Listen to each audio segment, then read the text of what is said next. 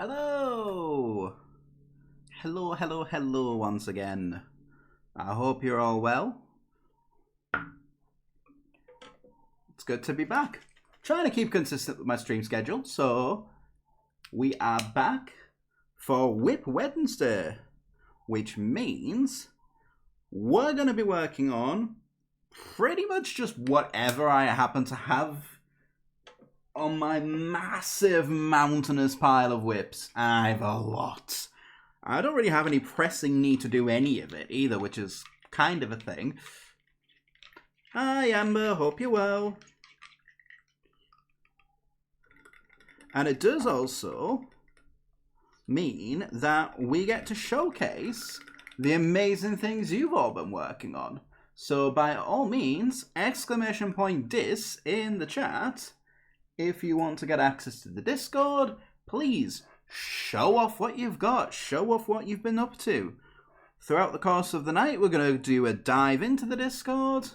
And we're going to have a little look and see what amazing things you've all been up to. Just setting up my WIPs. That's fair. That's absolutely fair. I just did something fairly impromptu as well, because I started looking around, of a similar kind of nature, because I just started looking around my entire hobby room, and I was like, I don't actually know what I want to paint tonight. And I try to go into these things with some kind of a plan, but tonight, there really isn't one. So, yeah, I mean, again, there's all kinds of things I could be getting up to. That still needs priming, and yeah, it's needs a bit of tidying up and a bit of priming, and that's all going to get done tomorrow. So yeah, that's a thing. That's not something I'm going to work on tonight. There is always Voyager, which is one of my biggest and longest standing commissions, but that requires me firing up the airbrush, and that would effectively be me over here for the most part of the stream, which is not ideal. Plus, I don't have a camera set up over there yet, although that's something to think about at a later time, maybe. No, instead, we're going to leave it up to random choice, because, yeah, what better way to combat my ADHD diseased brain than just kind of just leaving it up to chance. So we've set up something I'm now going to call the Wheel of WIPs.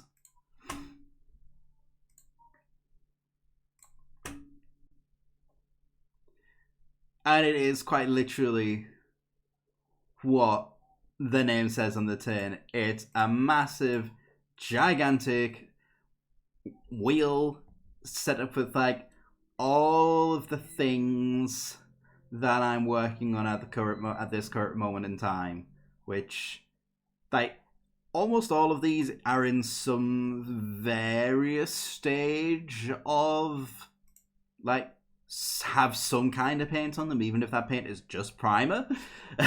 So we're gonna see what happens. Let's spin the Wheel of WIPs.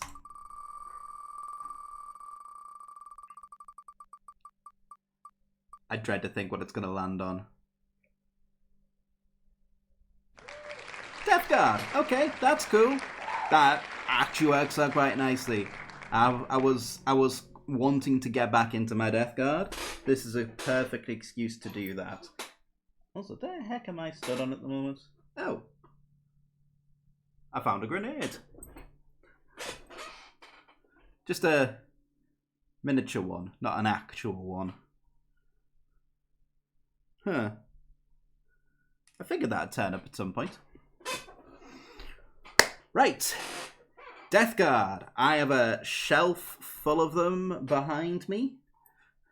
In various stages of painting. So we're going to crack on with that tonight, I think, then.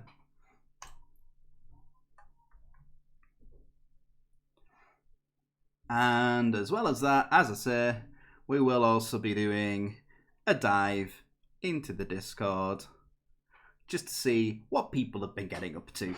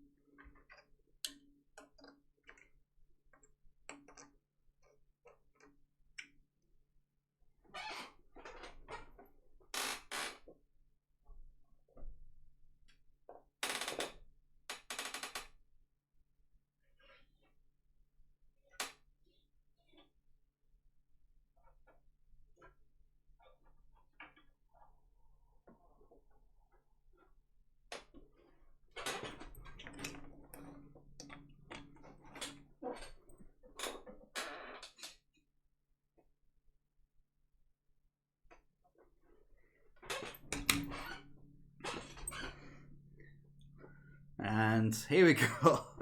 Here is all of my Death Guard that currently has at least some amount of paint on it. I do have more that needs priming, and I do also have a few more bits that need building. So that's stuff for another time. I suppose the best thing I can do is actually try and finish off some of the models that are the closest to being done. So, you know what? I'm gonna have to get them out of the way. I've been putting them off for way too long. Let's get these goddamn Poxwalkers finished at long last, eh? Why not? So we at least start with that. I think that's as good a place as any. And if I get those finished, I might treat myself with something a bit more interesting.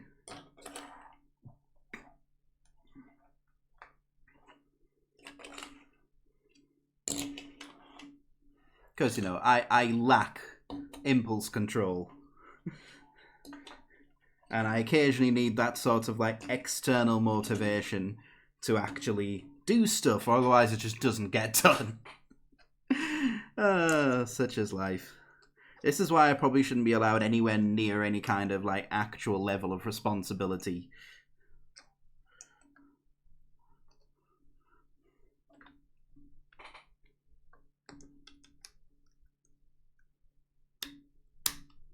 Luckily, though, there's not... I don't think there's a massive amount more that I need to do with these. It's just... they're just tedious and time-consuming. But, like, I think I can probably do a couple more quick highlights on them and call them done.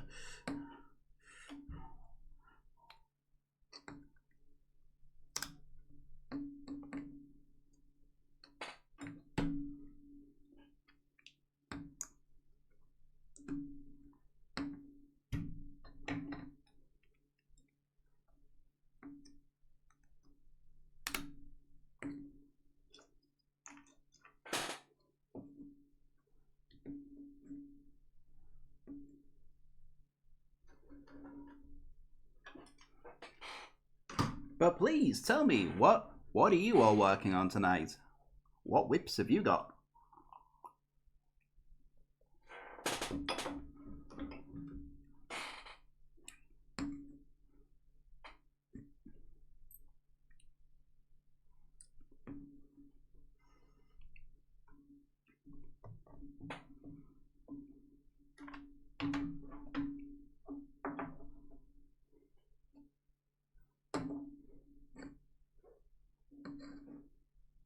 About 70 Tyranids in various forms. Oof. I know the feeling.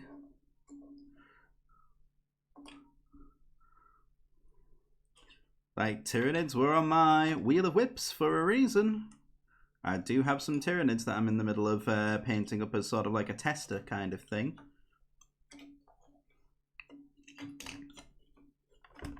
Whoop. Whoops. I'll be careful with that. I'm just going to move all these out of the way. And pop these here. And we can focus on all of these one at a time. Want to help glue legs on? No, sorry, you're on your own with that one. I'm currently busy painting up about half a dozen poxwalkers. Because I clearly hate myself, I guess. Right, let's get on into it. God, I've not been looking forward to this. Let's just suck it up. Let's just suck it up and get on with it, eh? Can't in the Calvatryne. I know the feeling. Trust me, I know the feeling. Right, okay. I'm thinking with this one, we've only got like a couple of basic highlights left to do on it. So let's go for some, what's that, Dark Sea blue maybe for some of those details.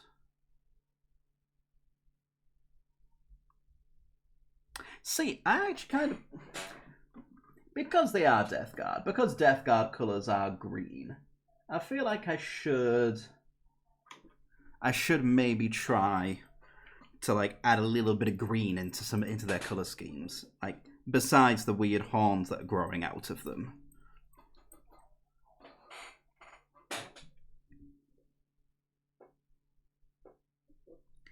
So I'm gonna get this Cayman green, which is kind of like a really dark olive green. I think we'll use that for the highlights on things like the boots and this loin cloth here. Hopefully it's not going to look too weird. That's more what I'm fussed about.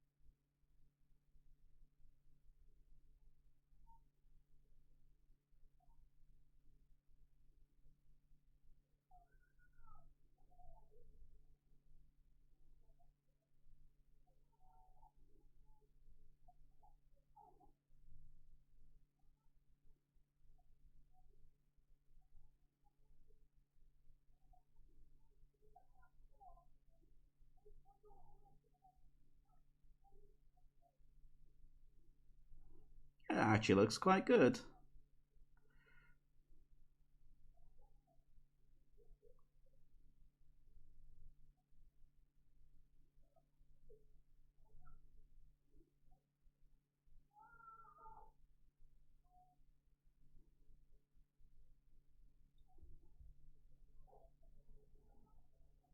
They're really just following the lines on things like the boots, also the sharp edges and creases in the cloth on them.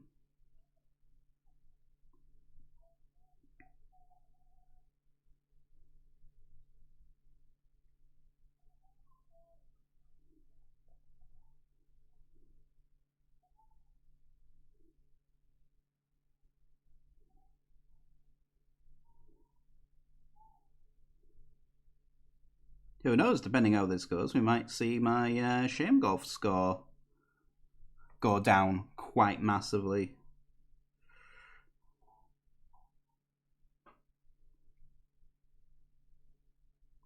Which would be nice, definitely.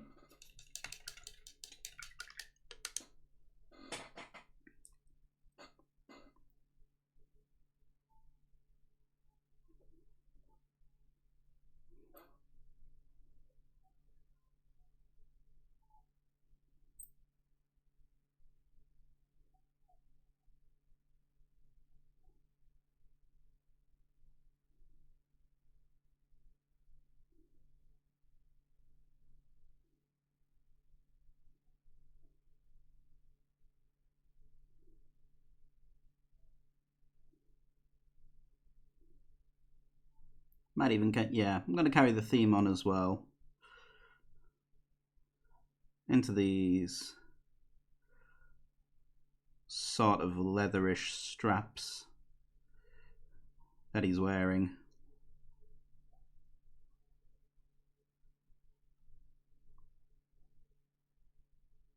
And same with the pouches here as well. So I want to keep it relatively simple. There's no sense in overcomplicating things, especially not on rank and file like this, where there's going to be dozens of models. Because goddamn poxwalkers.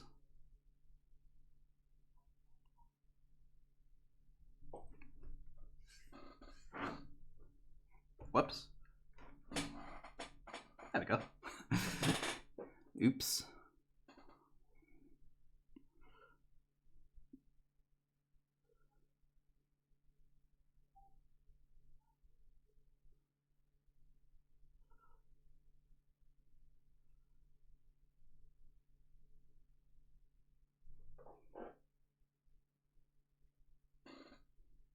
To be honest, this works as like quite a nice colour for even painting over all this like weird ooze and splooge that's coming out of the holes on that mask there. Remember I originally painted it brown to sort of symbolise the ferric blight, as it were, which is that weird specific flavour of Nurgle's rot that rusts everything it touches.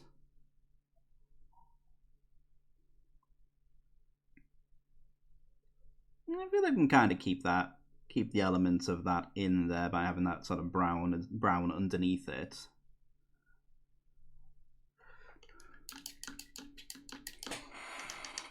There, it's already looking suitably disgusting.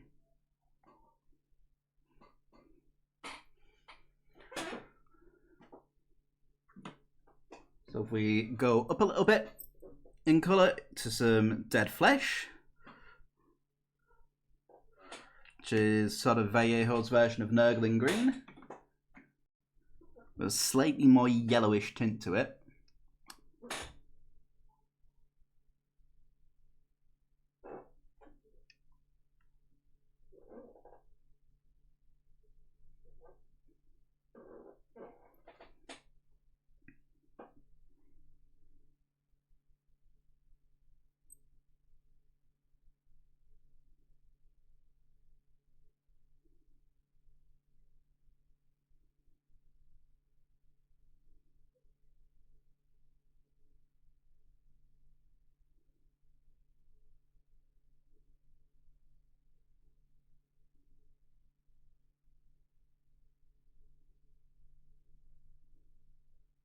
Now we'll just get a little bit of that on, and we'll use some of it as like highlights as well for the cloth here.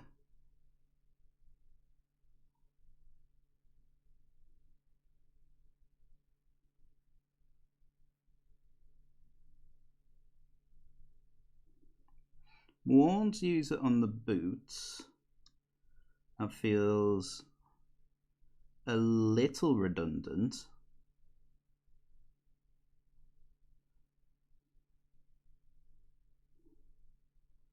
Like, I kind of want to keep that sort of ruddy, rough texture to that.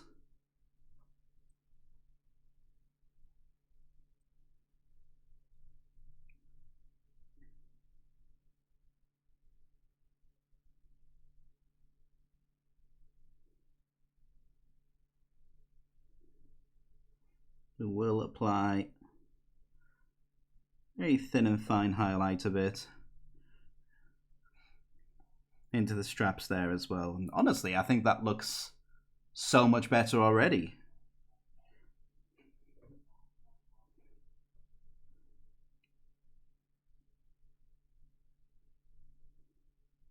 And rather than highlighting the wood, what we'll do is we'll stipple a little bit of this into it, just to sort of give the impression that the wood is very heavily rotten.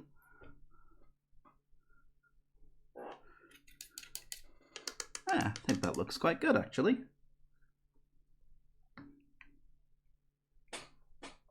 Ooh, that was a good time to test out some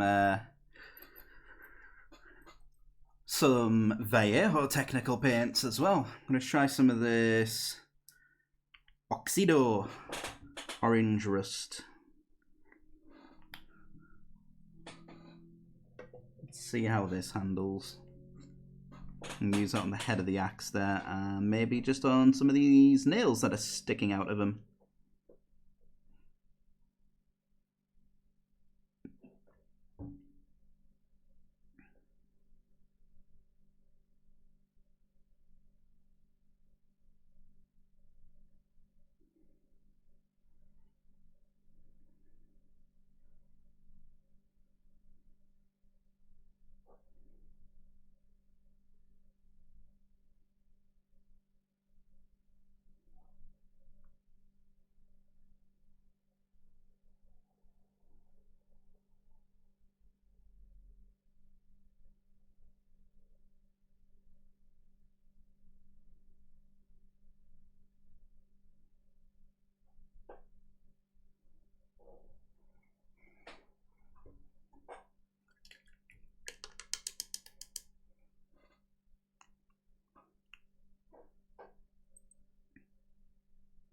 There we go. Already, I think that looks pretty fantastic.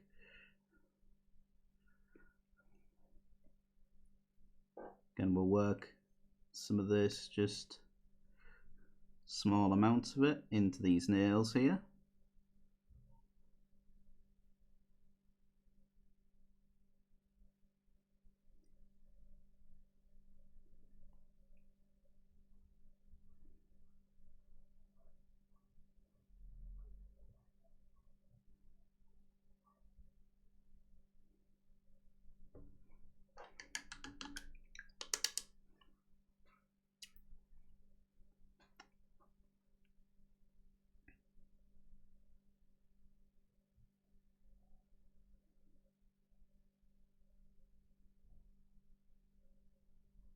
And then a little bit onto that little fly totem thing that's hanging off of the handle of the axe there. And just to finish that all off, we'll take a little bit of, I'd say, yeah, chainmail silver, probably the best way to go with this.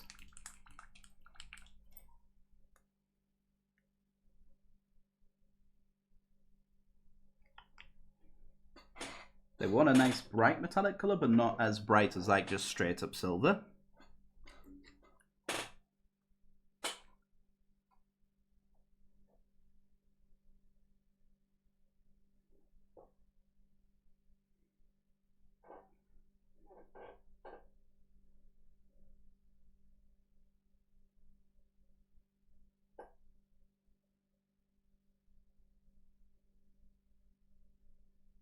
And we'll just stipple this in just along the edge of the axe there, more so in like the sharpest areas.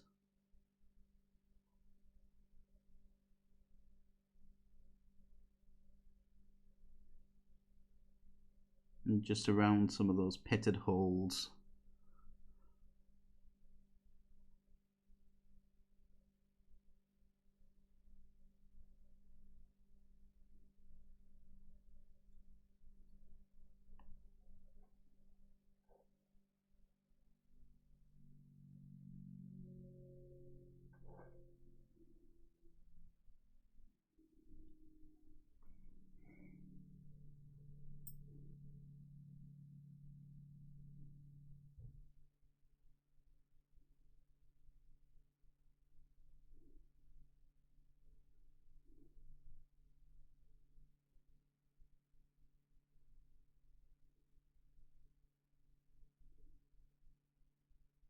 And then we'll just go over these D-rings with the chainmail silver as well.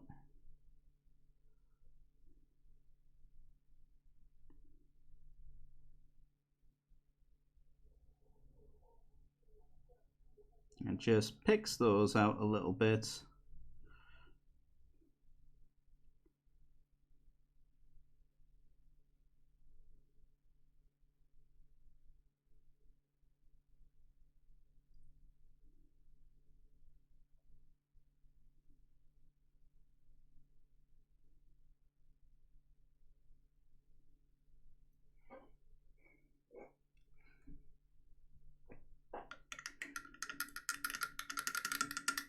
And there we are. That's at least one done. Just need to do the basing on it. But I think what we'll do is we'll do the basing on all of them all at the same time. Makes more sense that way, I think. So we'll pop EU to one side.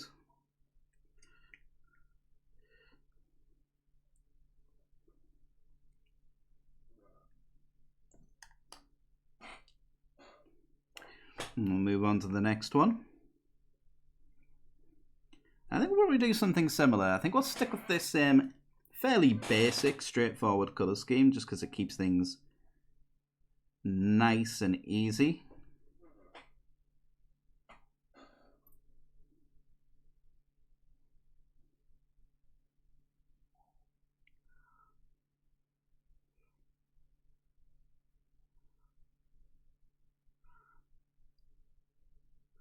So again, we'll just sort of stipple in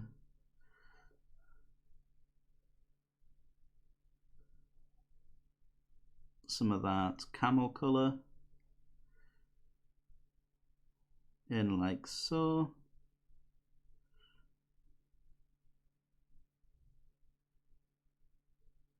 And again, we'll just catch the edges of the pouches as well.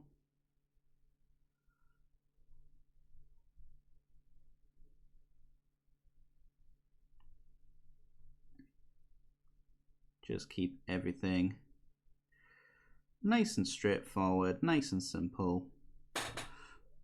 Don't need to go too overboard with it, especially when there's like 20 or 30 of these damn things to paint.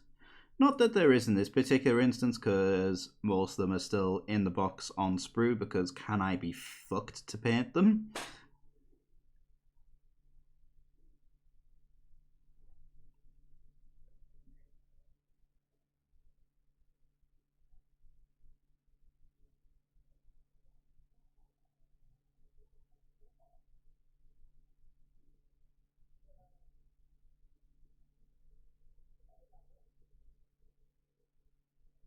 Like, I will literally paint the bare minimum of these I can get away with, because F it.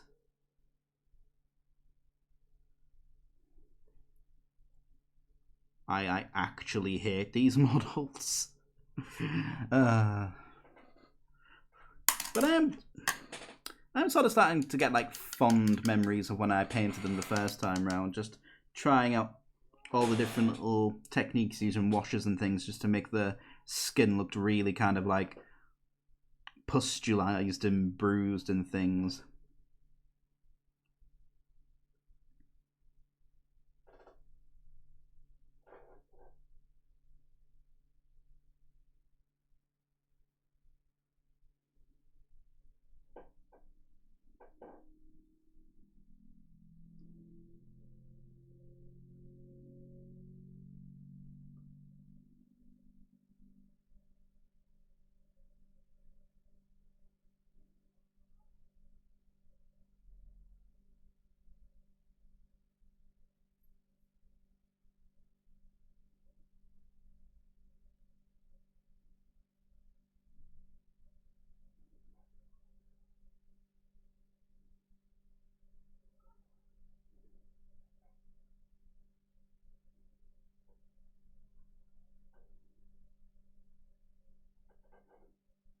And just rather sneakily as well, just going to use some of this to cover up some of the areas where we might have got some of the paint from things like the satchels and things onto the skin itself.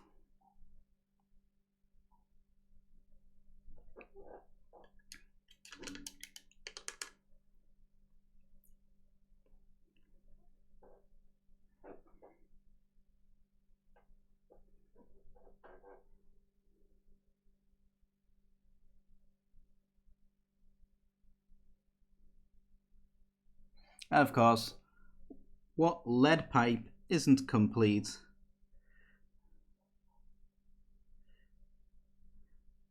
without some nails driven into it?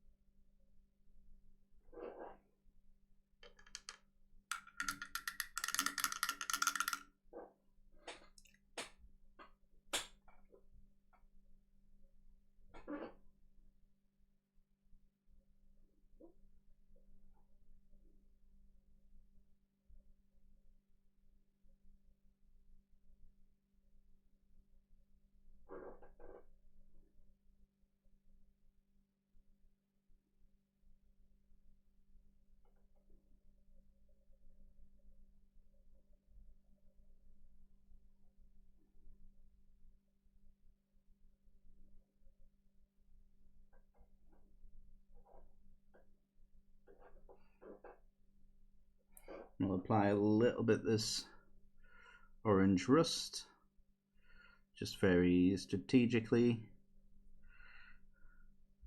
over the pipe, just letting it sort of like run in rivulets down it. Makes the rust look a little bit like it's still quite fresh. You know, I don't even think I'm gonna highlight any of that metal with more metal.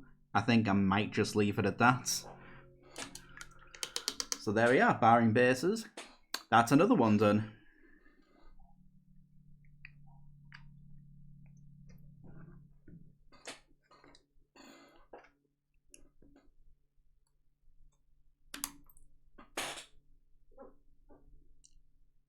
And kind of already I can see us working our way through these pretty quickly.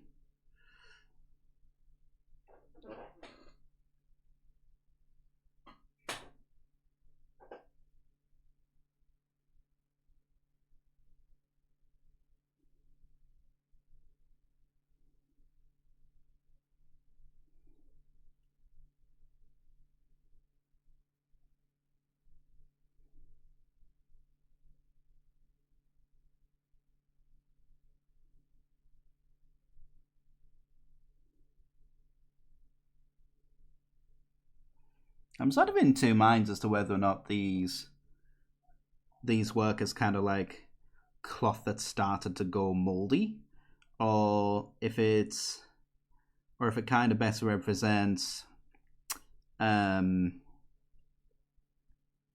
almost army fatigues in a way. Like maybe these were members of the Imperial Guard at once upon a time.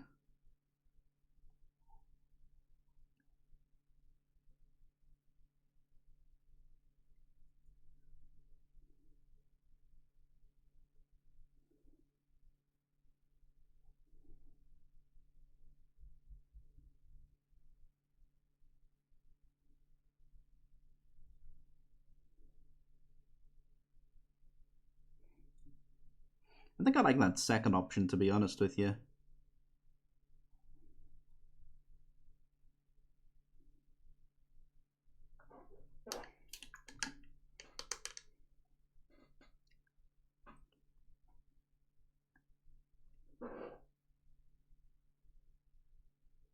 And literally, we're just sort of like working through these color by color at this point.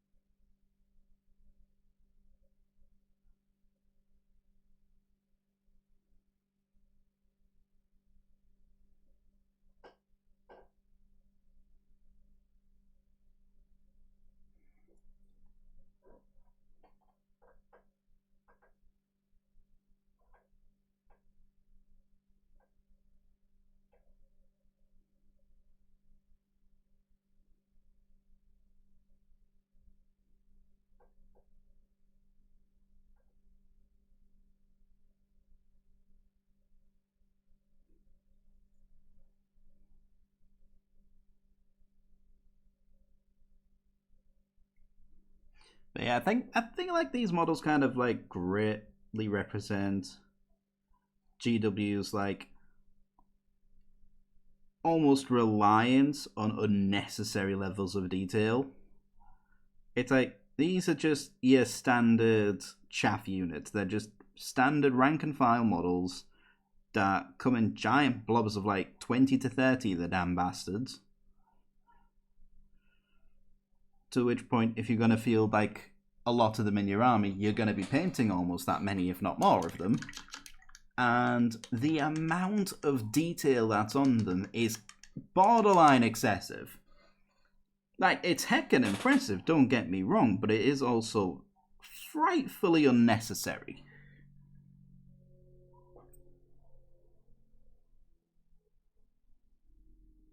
Just gonna go over some of these bigger pustules with that colour just to make them stand out a little bit more. I'm not gonna do all of them because again that's pretty excessive.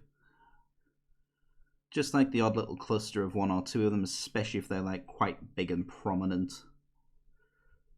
Like this one here under his armpit.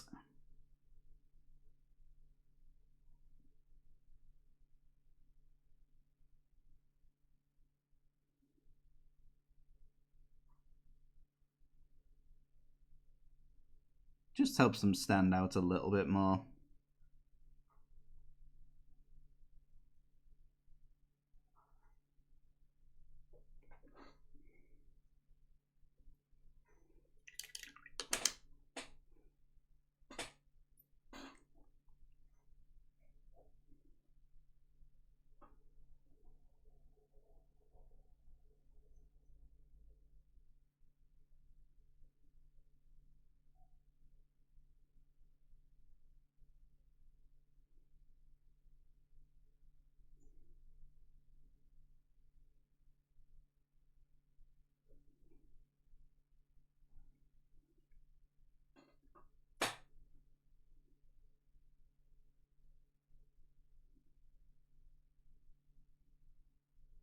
And we'll just dot a little bit of the rust, sort of in random places in between the links of the chain there. And I'm not going to go into any of the brighter metallic for it because it's not really necessary. And that's yet another one done. Again, barring basing. So, like, we're already halfway there on the little group of poxwalkers that I have here, which is pretty great. I'm feeling quite good about myself with this.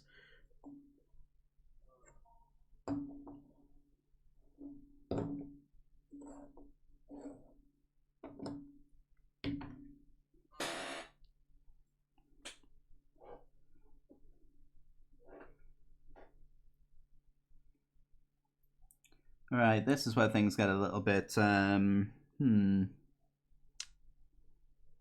remember rightly, we were going for kind of like a prison jumpsuit kind of effect with the pants there. So I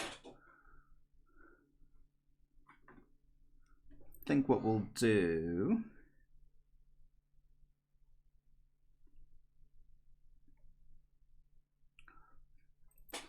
is we'll go into a couple of the oranges.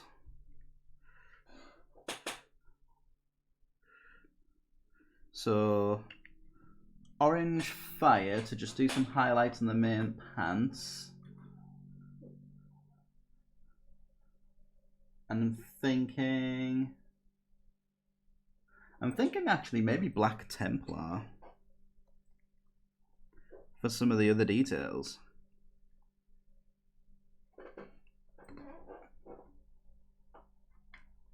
I'll tell you what, go Dwarf Skin for some of the lighter details. And then I've got a bit of a cool idea for something to do with a bit of Black Templar.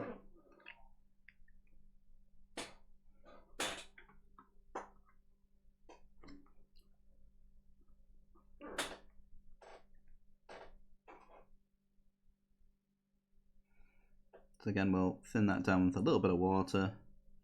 Not too much because this paint's already quite translucent as it is.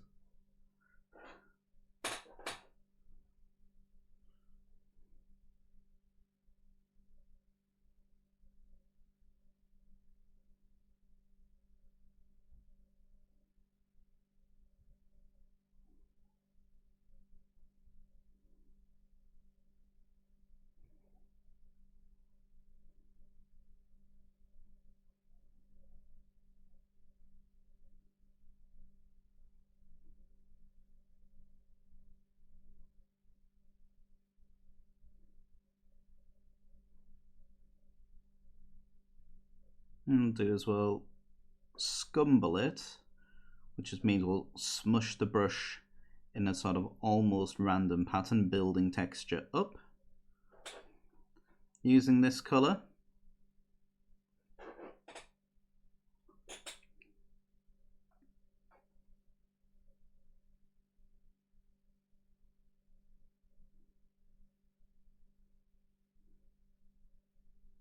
That just gives the impression that it's kind of like dirty and torn in places.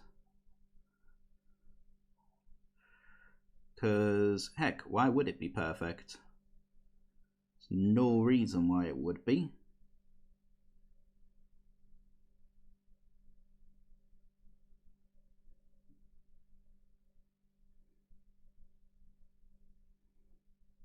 But that serves as like a nice replacement for doing highlights. Just adds a little bit of visual interest to it.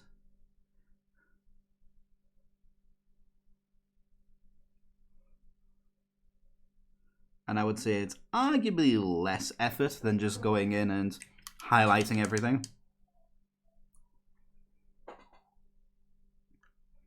So again, we'll thin that down.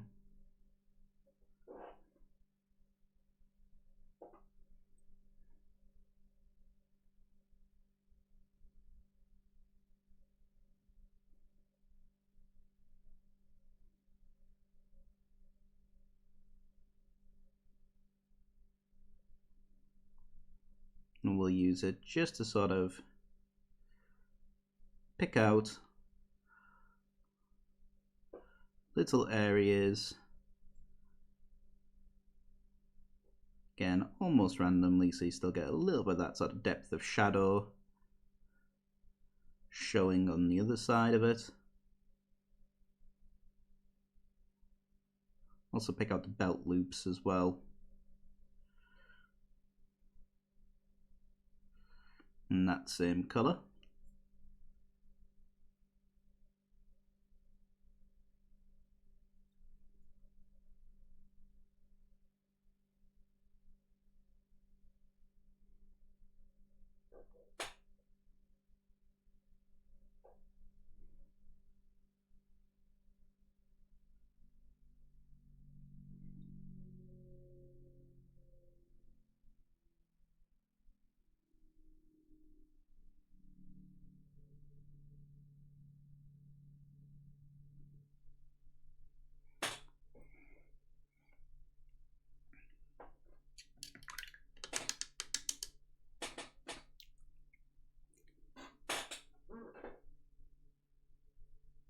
Okie dokie.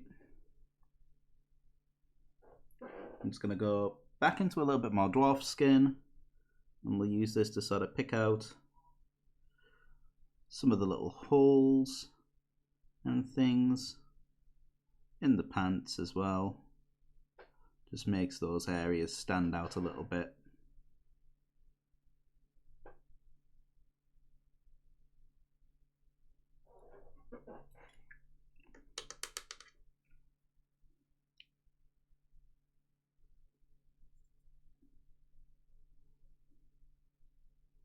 Same as what we did on the other one. We'll take a little bit of the dead flesh.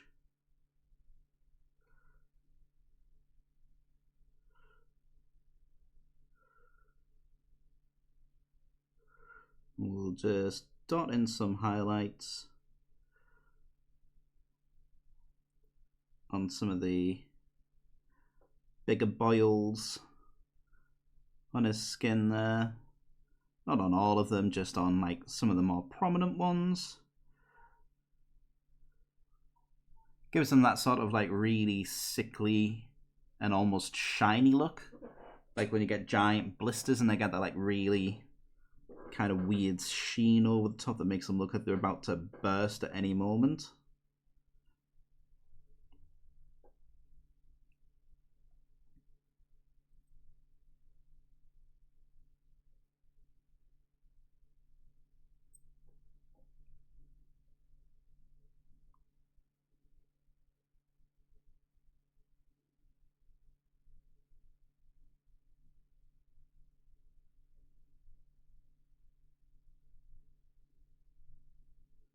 There we are. Yeah, that looks pretty good.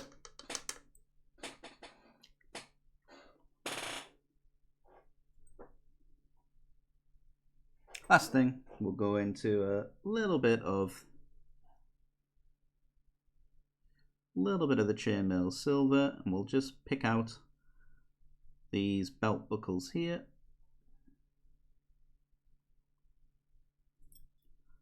Just brightens them up a little bit. And there we go.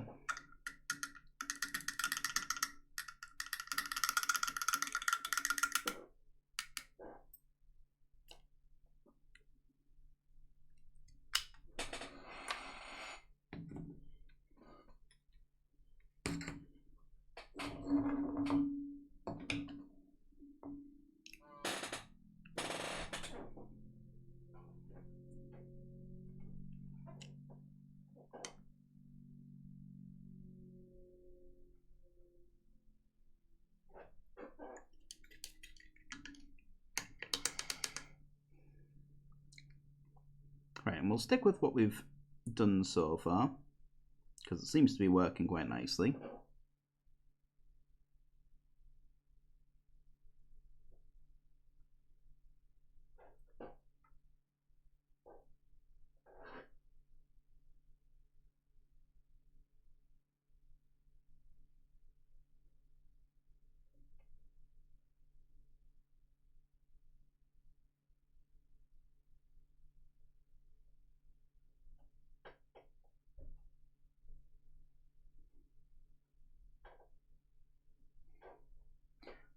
Happy Wednesday! Wow! Hi, Mr. Fish. How you doing? Hope you're well. I just realised my face is like overexposed to all heck. Let's fix that.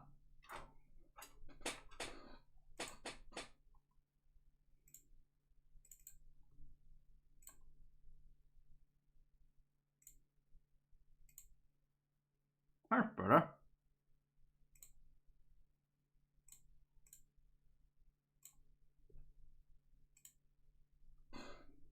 That's much better. There we go. How are you doing?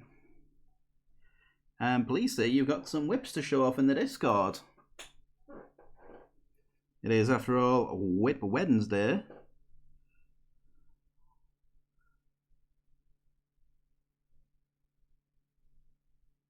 Love to see what you've been getting up to.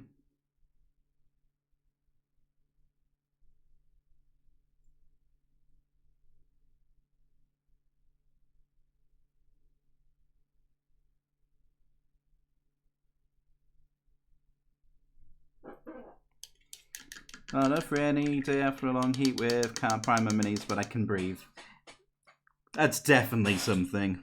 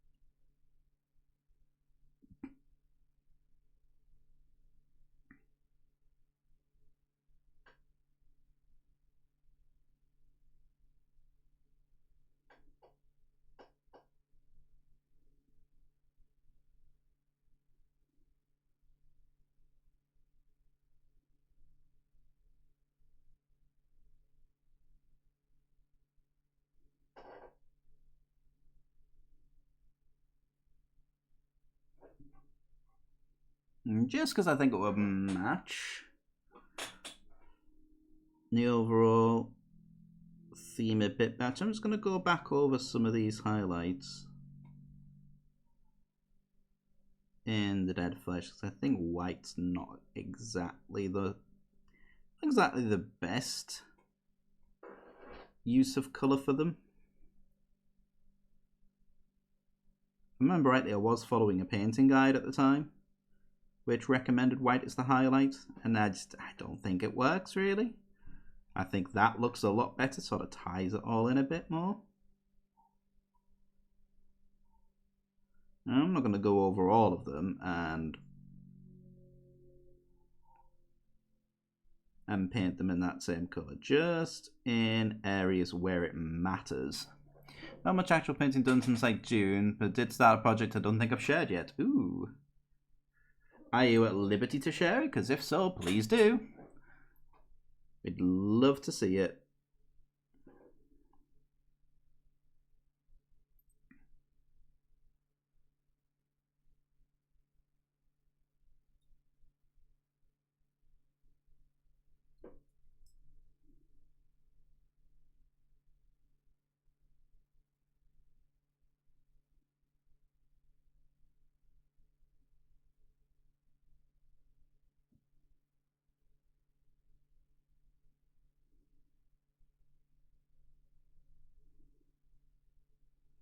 You can see if we were to pick out like all of these individual boils and pustules, you'd be here forever. That's why I'm only going to do 1 or 2 of them.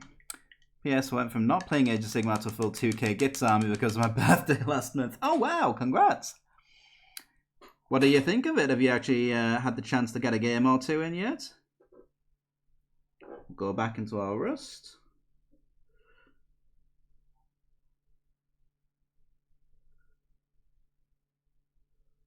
We'll just dab this in a few random places, all around the front of that chainmail.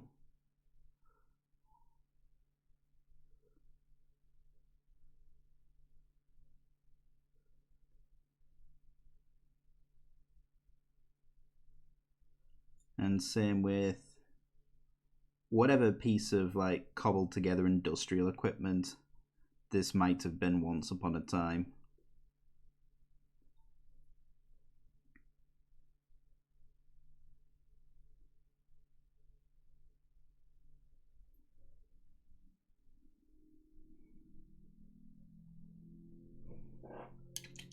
Had a few games and overall enjoy it, but it's a slog learning it and relearning 40k because of 10th.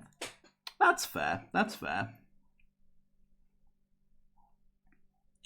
I know personally I found it very easy, like very quick to pick up, if that makes sense.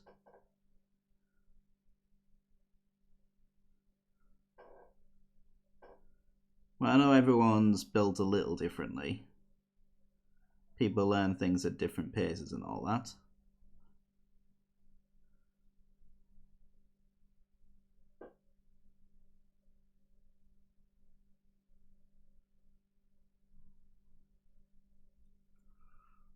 I found the issue was the same issue I have with most iterations of 40k. It's just trying to keep everything in your head.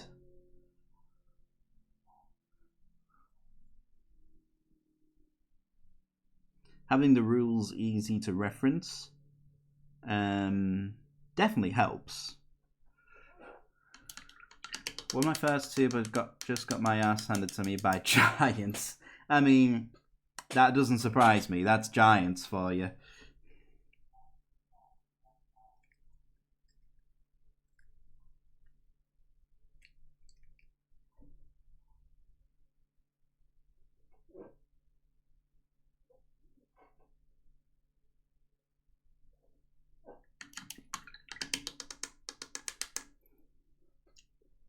Like, they're a bit like Knights and 40k in the sense that, yeah, because there's so few of them, they don't really do well at holding objectives, but they are also still giant goddamn things that will utterly smash you into the dust, given half the chance.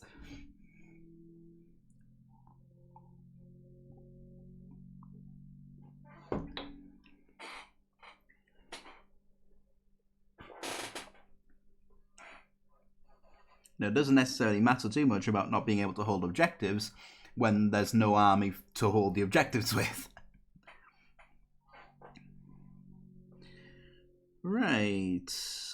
Okay, I think for this, again, we'll stick with that sort of olive color for highlighting all these satchels with.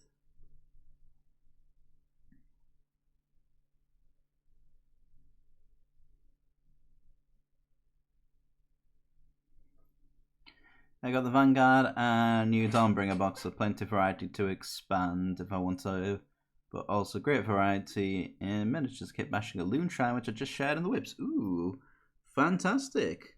Well, we'll take a bit of a dive. Like, we're about an hour, 20 minutes in. We'll take a bit of a dive into the whips in a moment or two. Probably once I'm done with this Poxwalker here.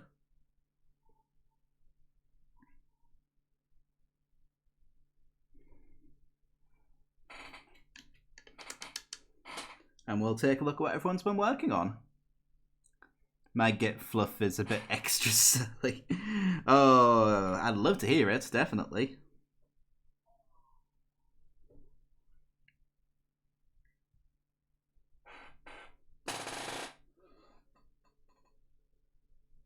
Like, Gloomspike Gits are kind of like up there as one of my possible next armies for Age of Sigmar, only because I just want a giant army of squigs. Like, I don't really care too much about any of the other models. I just want all of the squigs, literally all of them. Giant bouncy hoppers of death. They are. Sorry, space hoppers of death even.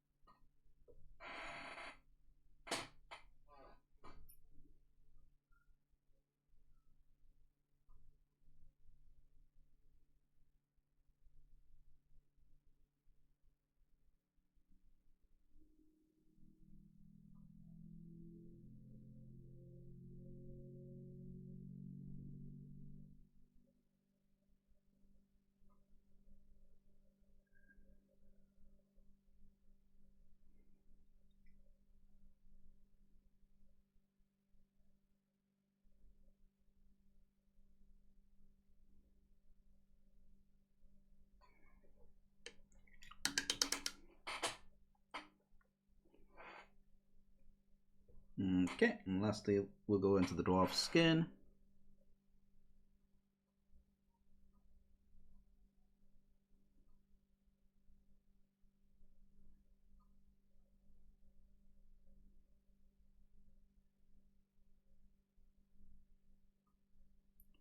Just for highlighting up some of these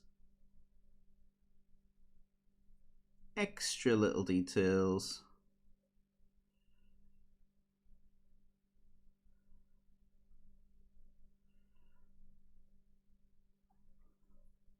On the pants here.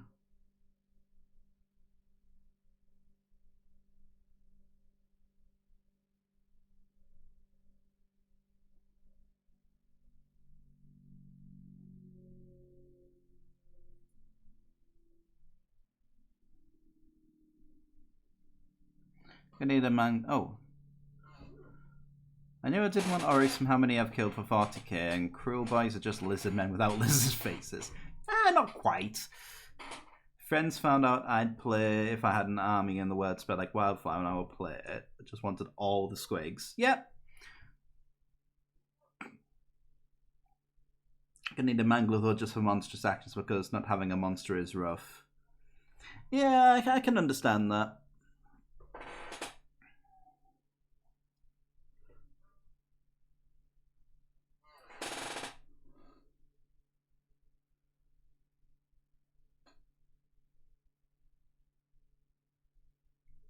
But I think I disagree in saying. I think I disagree with the idea that Cruel Boys just Seraphon without the Seraphon faces.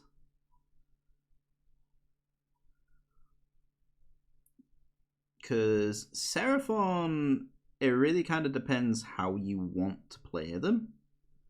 If you want to go like all the weird sort of like Aztec-y star god shit, then they become a very heavily magic focused army, a bit more like Disciples of Zinch, whereas Crew Boys have a little bit of magic but not a massive amount.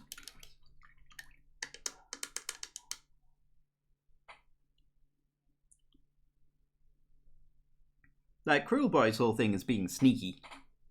That's our phone. Lizardmen, like Baldur's Gate swamp lizards. Oh, I see what you mean. Okay, that's fair. Yeah, that's different then.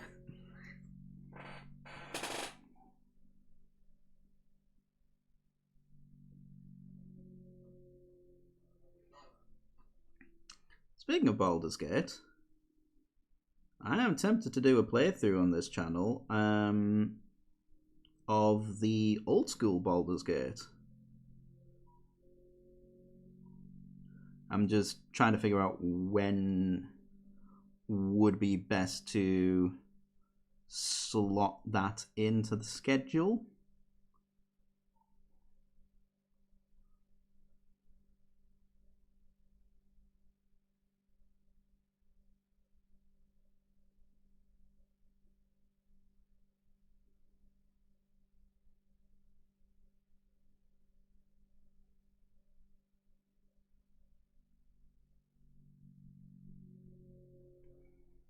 Seraphon of Wild Wizard Lizards for the win. Heck yes.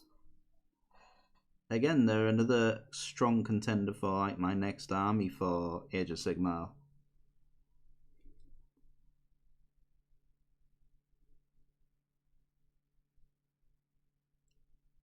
Right, okay. I think all that's really left to do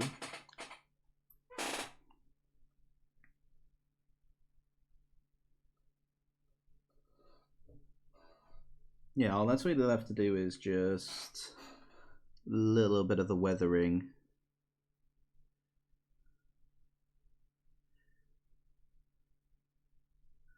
On the weapons here.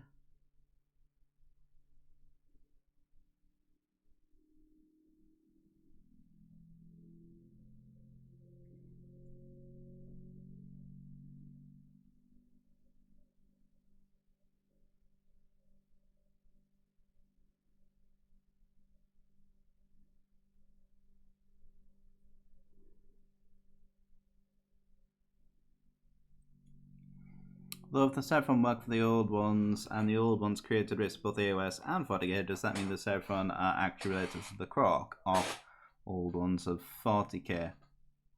Maybe.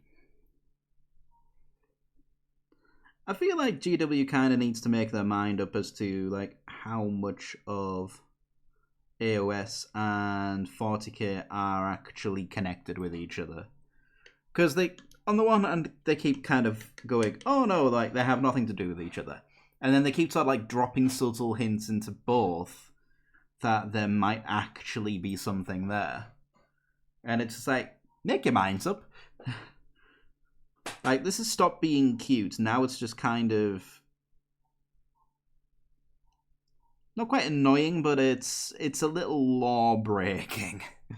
Chaos is technically the connection because the warp is the hub of the multiverse. I mean, yeah, there is that.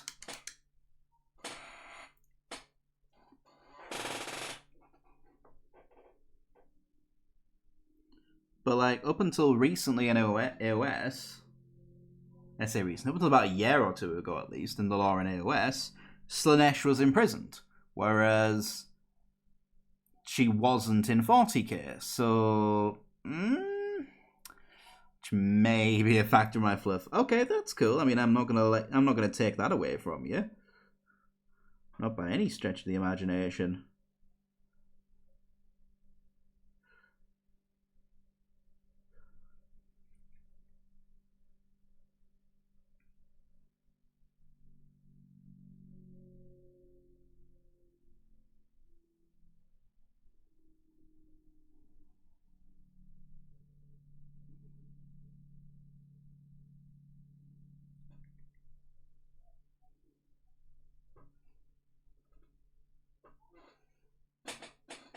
I mean, it does make a weird kind of sense. bad moons are a thing in both 40k and Age of Sigmar. It's just in Age of Sigmar they take it a little bit more literally.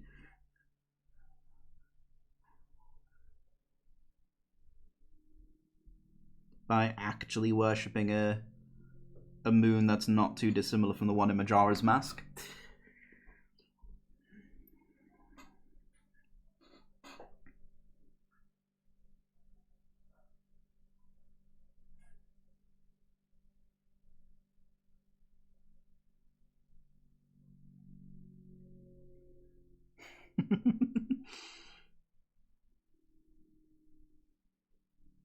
I don't know massive amounts about like orc fluff in 40k, so I'm not 100% certain why the bad moons are called the bad moons. Like, I know they're all painted in yellow because to orcs yellow is the colour of money or something silly like that, and they are technically the richest of the orc clans because they have the most teeth.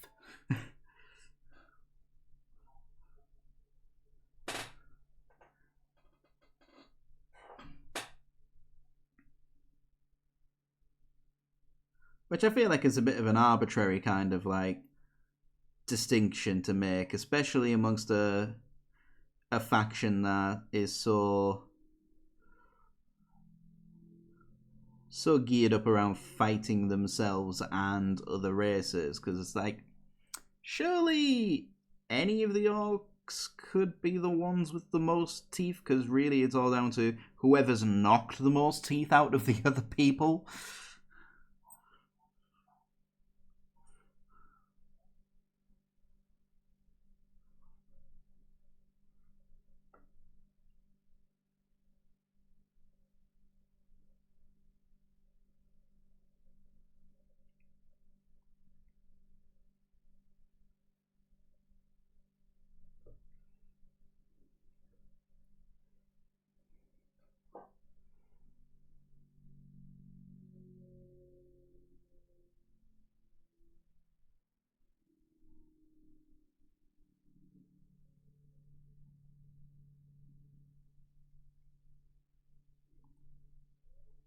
But then again, if I were to do orcs and 40k, I'd probably do beast snaggers anyway. Just because I kind of like the idea of them. But that's probably not going to happen anyway, so it's a bit of a moot point.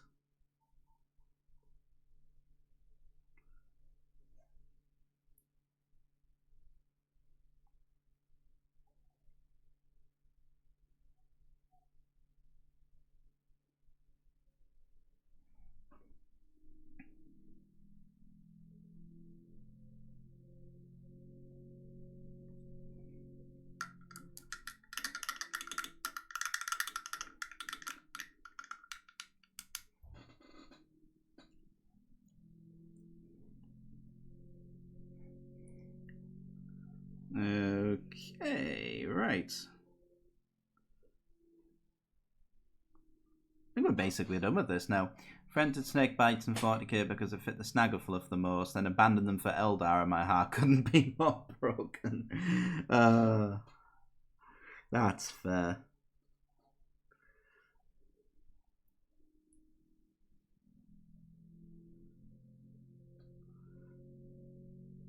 I mean, I'm still chaos through and through, hence why I'm now painting up Death Guard as one of many, many chaos options. Like when I did my Wheel of Whips this evening to decide which of my many works in progress projects I was going to work on tonight, like at least 1, 2, 3, 4, 5. At least 5 of them were all chaos related.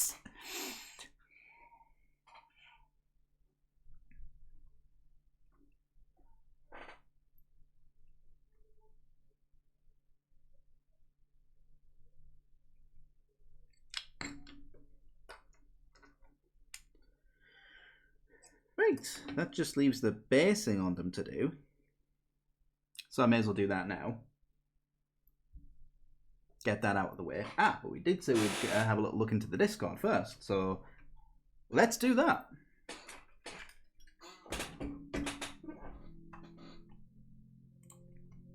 I want to see what you've all been up to.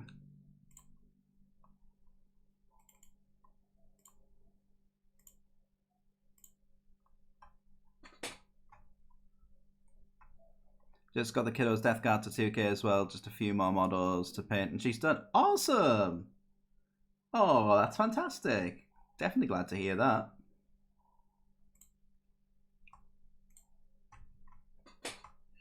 Right. Let's have a look-see. So, let's go with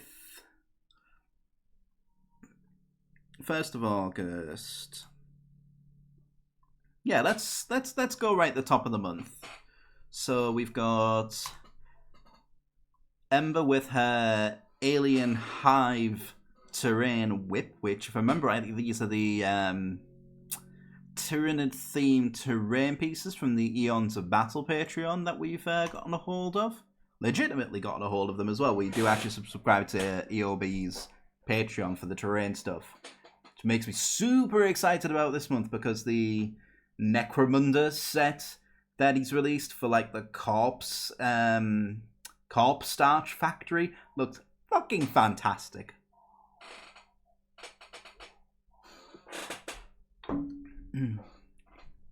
Yeah, I mean, I love the color scheme of them. They do kind of have like the vibe of like prolapsed anuses about them, painted like that. But then again, I think it kind of, like, there's not much you can do to not make them look like prolapsed anuses, so...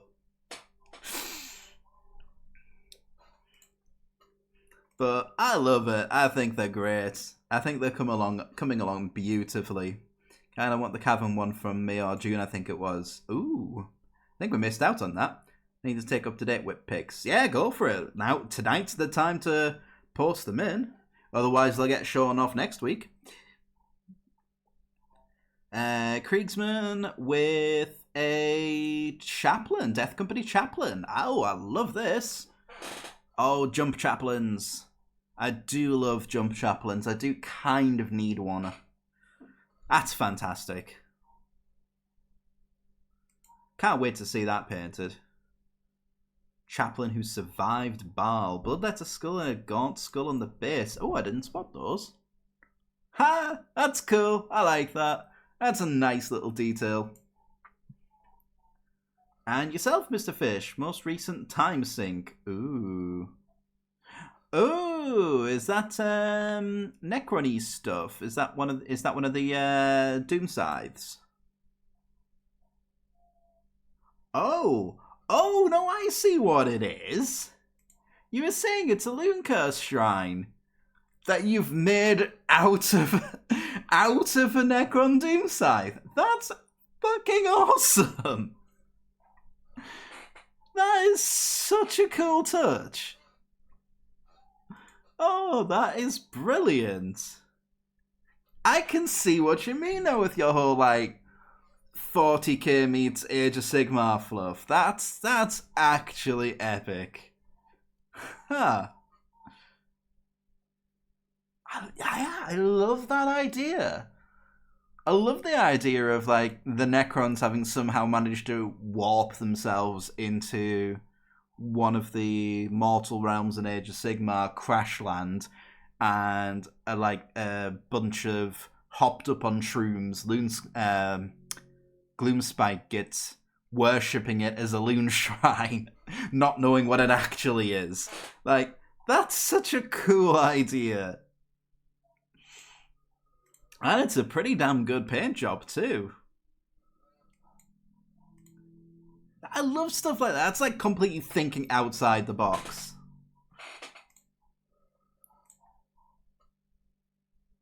Also, love the little shrooms growing out of it. That's such a cool touch. Necrons were fighting some demons, got pulled into the wall, crash landed in the mortal realms, and yet began worshipping the Neon Moon! Yes! Neon Moon! That's amazing! Oh. I can't wait to see that when it's done. That's such a great idea. Ooh.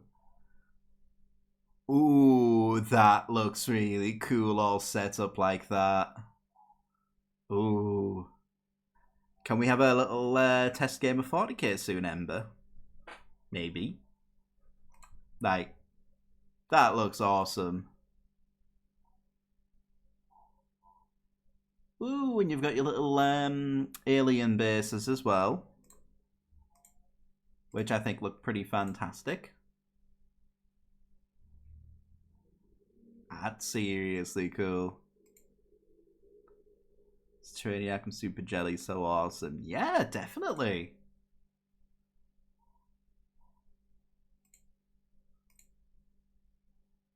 I agree, Eons of Battles terrain is beautiful. You've done a fantastic job with it all. It looks so cool all set up like this. That's really, really cool. Ooh. Your Giga-inspired metallic psychophage. Ooh, that's exciting. That's seriously cool. I love that. Alright, model showcase. Let's see what else we've got. I feel like I showed this off last time. Let's get started. Oh my god, that's a lot. That's so many. That's so much. Yikes. Big yikes. Wow, okay. Got my literal model showcase set up now. Yeah. Epic Sax Marine. Love it. That looks so cool all set up like that. So I'm not the only one who thought metallic nids would be cool. I may have got a good deal on a nids half of Leviathan. Sweet. Nice. I'm going for High Fleet Tiamat with mine. Partly from a lore perspective, but also I just love the look of them. And catching up with all the peeps in Shame Golf. Ooh, is this what is that? Is that a Battletech thing? So I'm sure I remember Mango saying that she was working on some Battletech stuff. That's cool. Bold colour choices with the base. I like it. It looks almost like a toxic waste spill.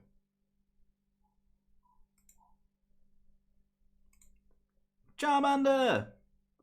That looks really good. So bright and vibrant. I definitely need to get that keycap done. That's an actual commission.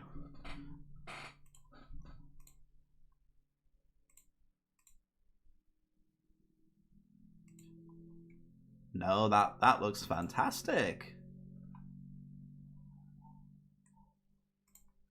And your Eevee thing, evolution.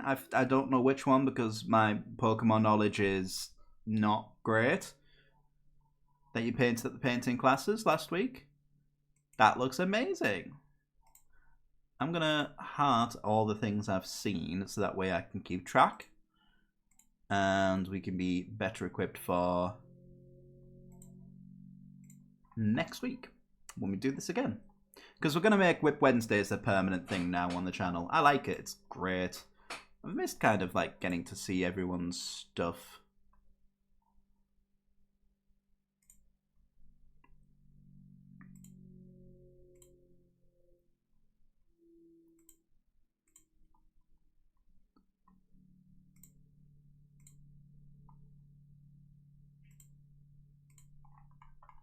But yeah, excellent work, everybody. You've all done amazing. Right. We're still going, by the way. We're still going to work on some of our own stuff tonight. So by all means, by all means, get more of your whips in there if you've got anything to show off. Anybody else who wants to, exclamation point, dis in the chat gets you the link to our Discord where you yourselves can also join in on the fun. And we'll show off what you've all been working on. Right, basing. Sterland Mud, that's what I need. Well, Sterland Mud or Sterland Battlemire. It's kind of 6 and 2 3s, really.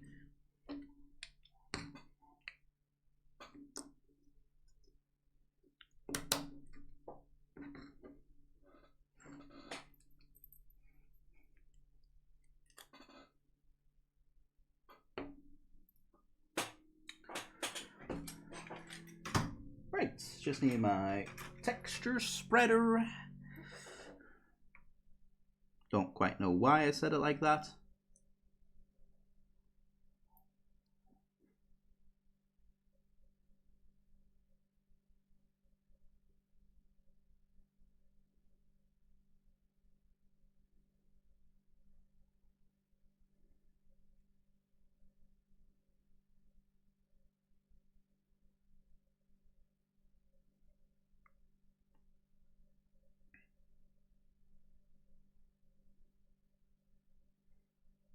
All because I want to try and keep the basing scheme on this particular army fairly consistent.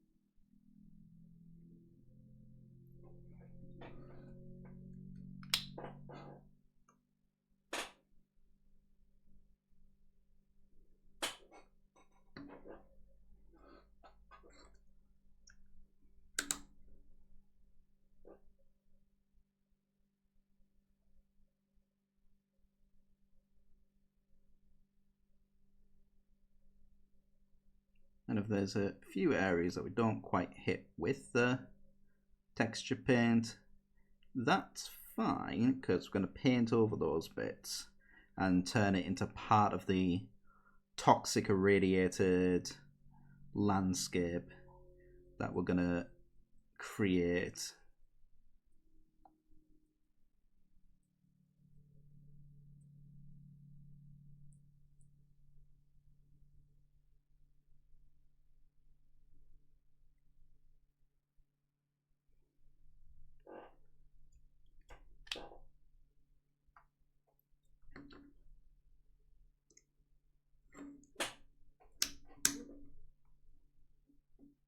So it actually kind of benefits us to not cover all of the base in this stuff.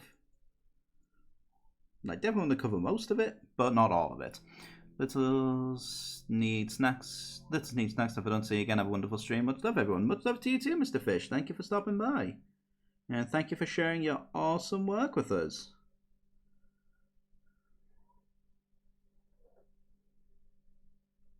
Hopefully we'll see you again soon.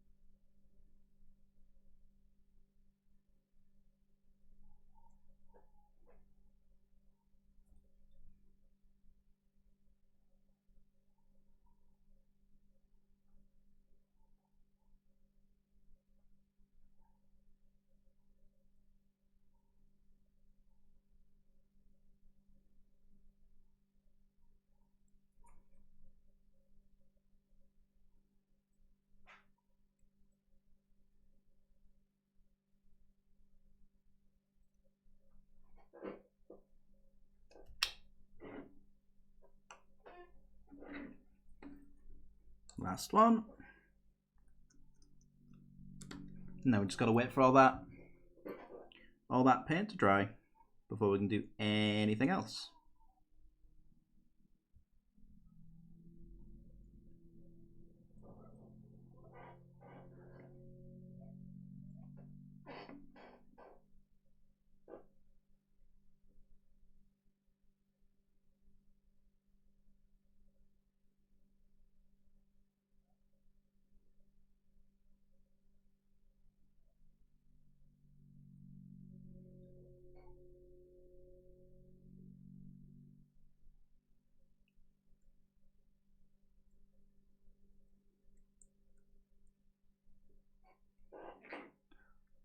There we go. Right.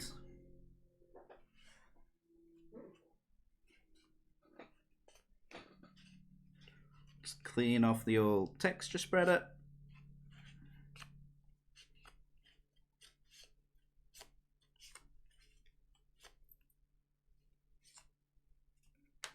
And then we can go from there.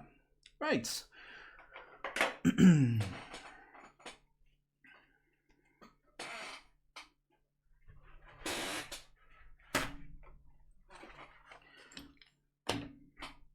How are we doing for time? It is 25 to 10. We've been going for almost 2 hours. And I feel like I've earned the chance to treat myself a little bit doing all those bloody poxwalkers. Let's work on something a bit more fun. Again, this is almost finished. So we'll get the get this Myphitic Blight Hauler done as well. I'm just gonna pull the camera back a little bit because it's quite a big model. I do quite enjoy working on the vehicles, and to be honest with you, I started this project like, God, almost 3 years ago now. Possibly longer, actually. I think it really has been a long time. So it's been nice to get back into it. In fact, I'm actually just going to turn the airbrush on just to give it a bit of a spritz down, because it's been that long since I've worked on this. It's actually gathered quite a bit of dust.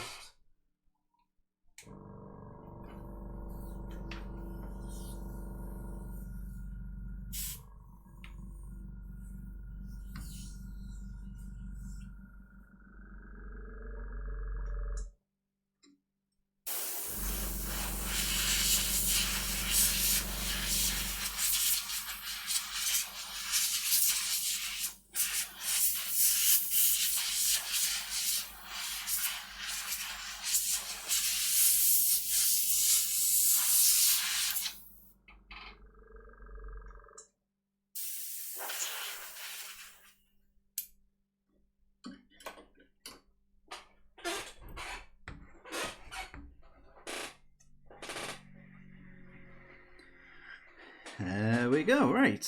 Okay, let's have a think how best to do this. I think probably my best bet would be to finish up all the metallics, because I think clearly I got started with that but never really finished it. I just wish I'd had the idea of using the chipping medium on this like I did with the Hellbrute. But oh well, you live and learn, I guess. I definitely want to repaint. Definitely want to repaint those missiles as well, so I'm going to do that too whilst I'm here.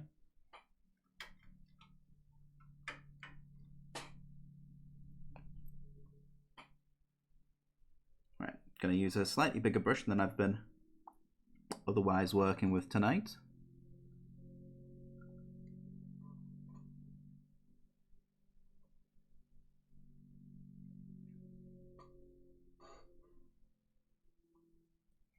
I'm just going to go into some chainmail silver.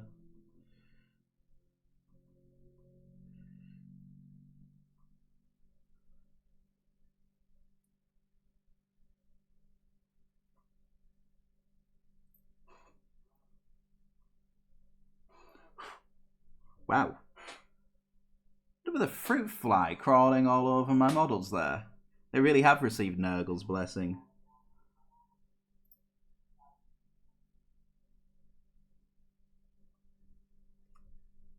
The Plague Father clearly approves.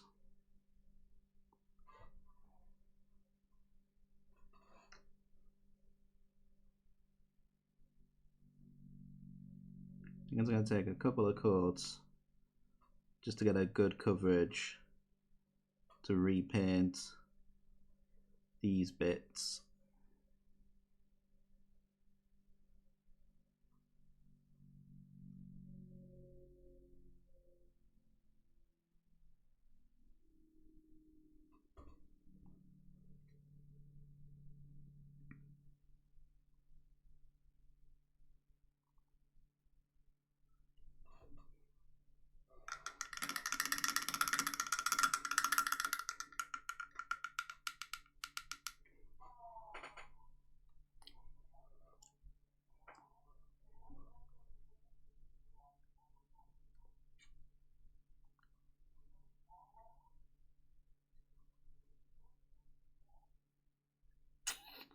A temptation to strip this and repaint it from scratch.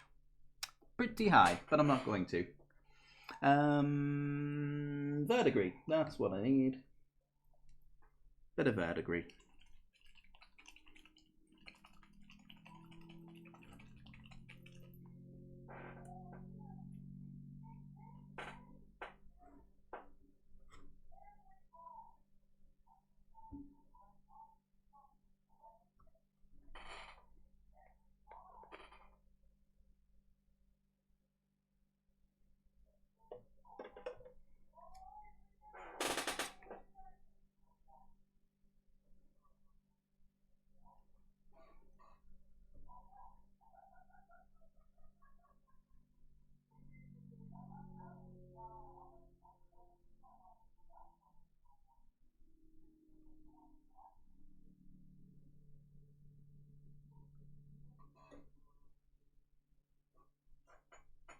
And again, I'm just gonna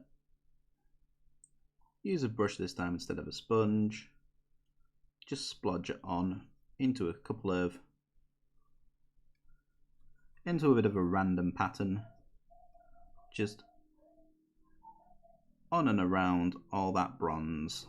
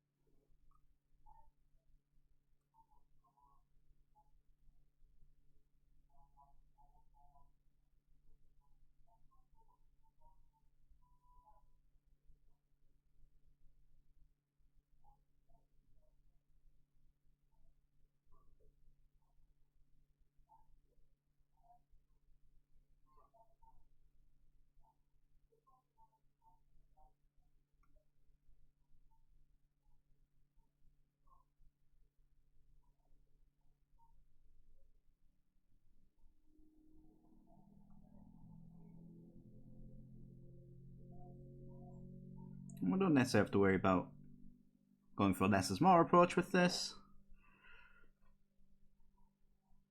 because it's one of the beautiful things about painting Death Guard is you don't have to be neat with them. Arguably, the messier the better.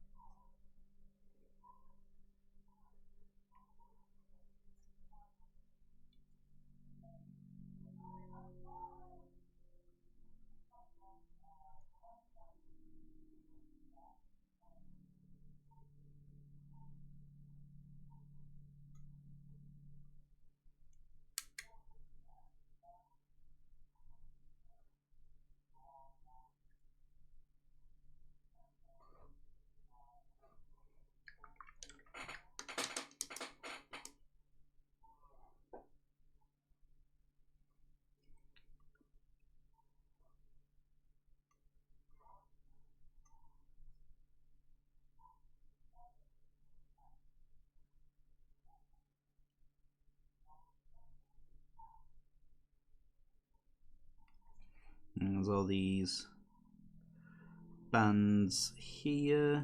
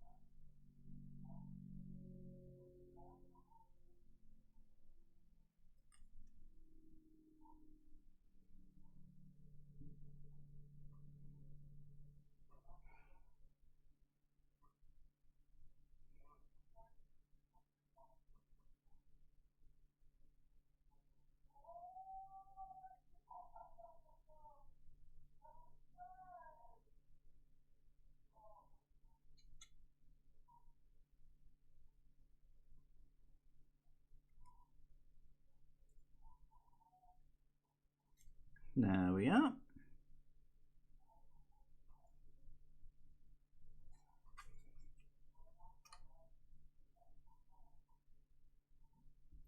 And what we'll do just before we finish up with this one is we'll dot in a couple of highlights with some of the brighter bronze.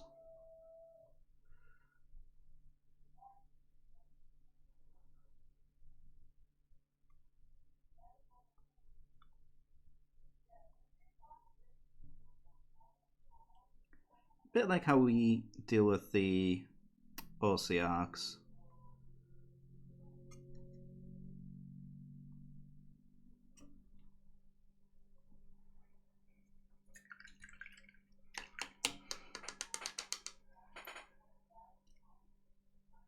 Right, that gives us a bit of an opportunity to go in and pop a couple more coats on these missiles here.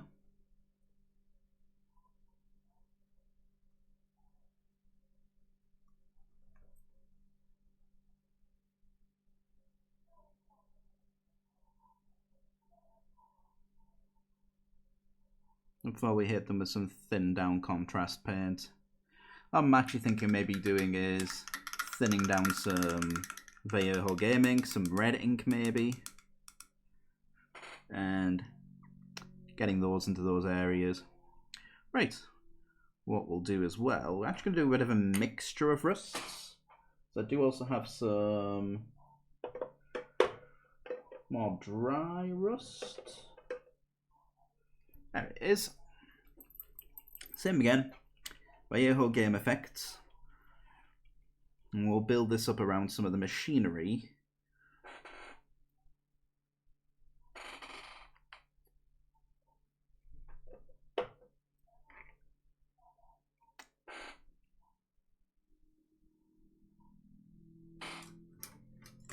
So I'll just get a small Citadel layer brush, because this is definitely one of those brushes I don't care about.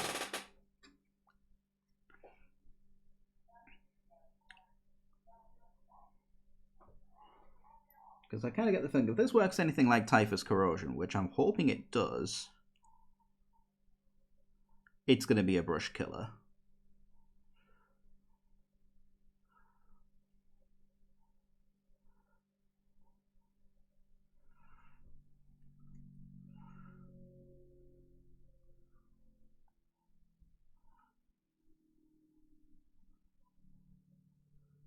So we'll just apply it down around the vents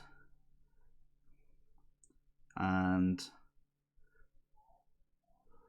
around the barrel of this gun here.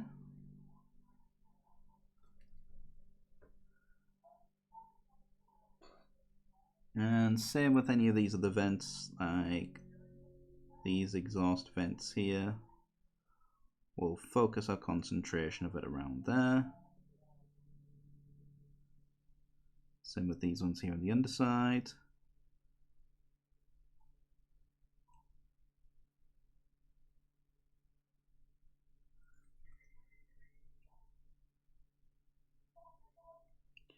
And it just sort of gives the idea that this is leaked some kind of residue that's corroded and eaten away at the metal over time.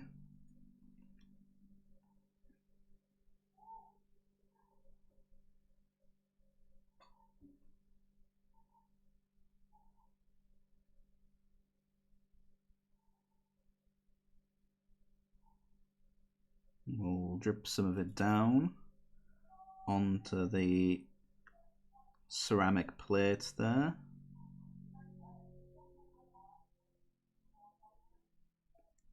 Just like so.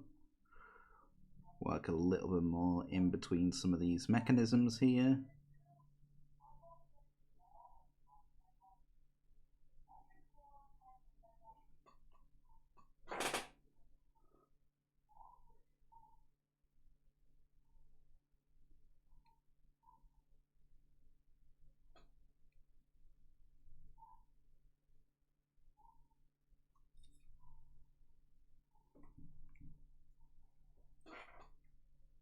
Okay, so it doesn't quite have the same properties as typhus corrosion, but it at least looks pretty convincing.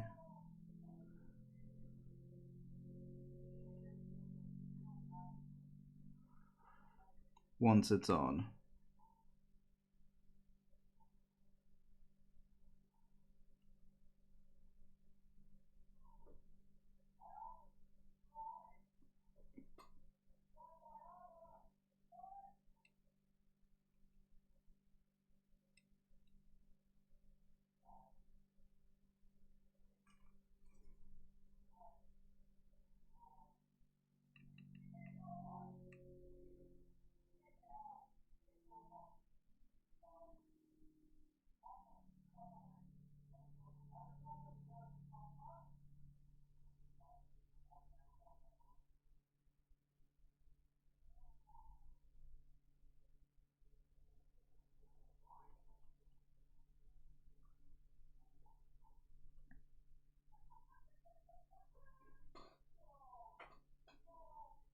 All this makes me think is I probably should have repainted the skin first before applying this,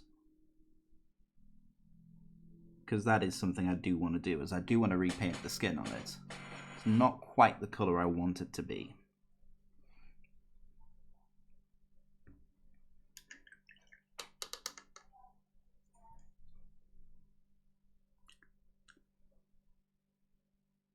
At least it doesn't taste as bad as typhus corrosion, so that's something, I guess.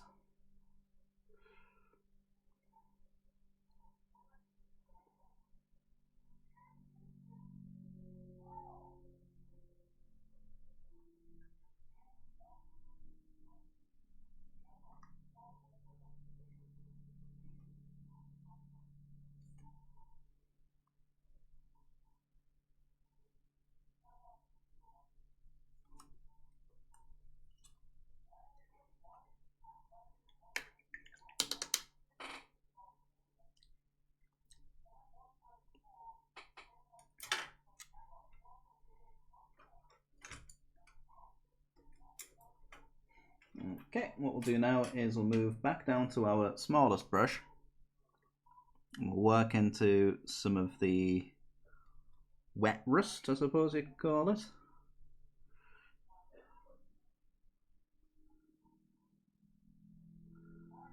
We'll just build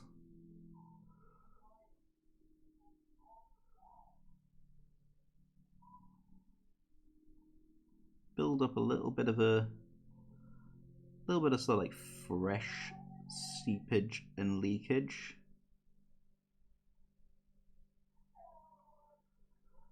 Just coming down from those vents there.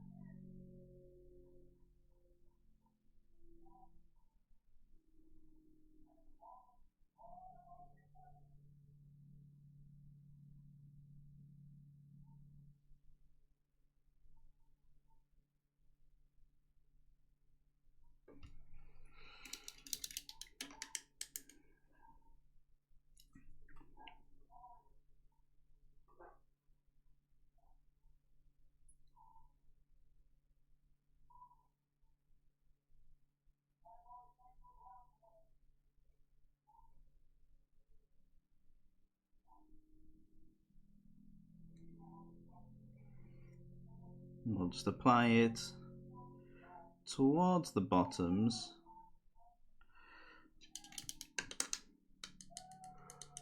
of all these areas where it's leaking out of the vents. Again, makes it look a little bit more like it's sort of leaking as it's functioning in a way.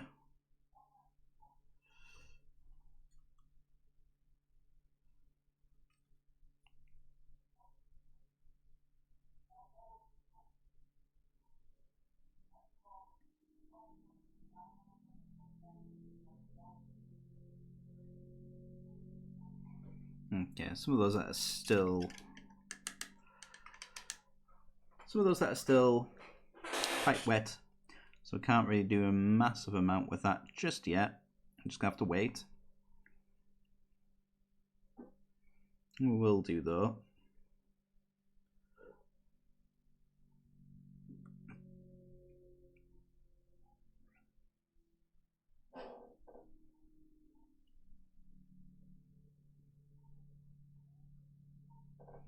Yeah, is that just sort of coming out the end of the barrel there?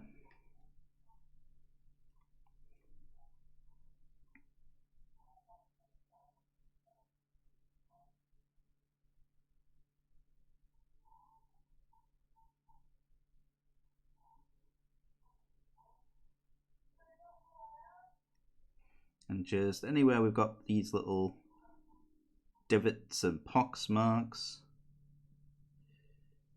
in the vehicle, we'll fill that up with a little bit of this rust paint.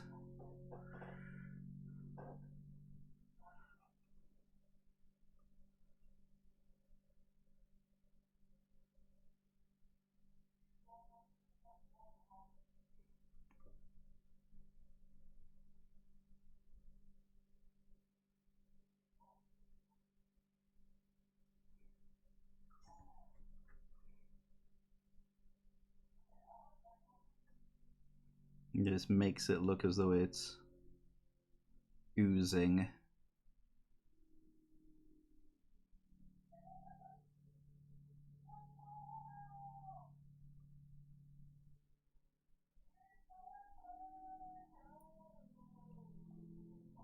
We're just filling the holes and then very lightly dragging the brush down in an almost scraggly kind of pattern.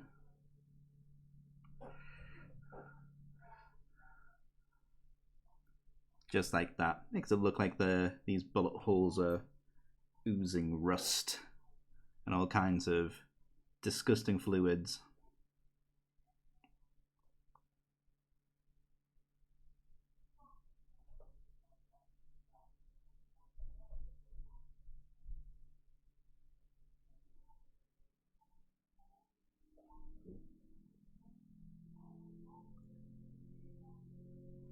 And do the same with that big gouge on the front as well.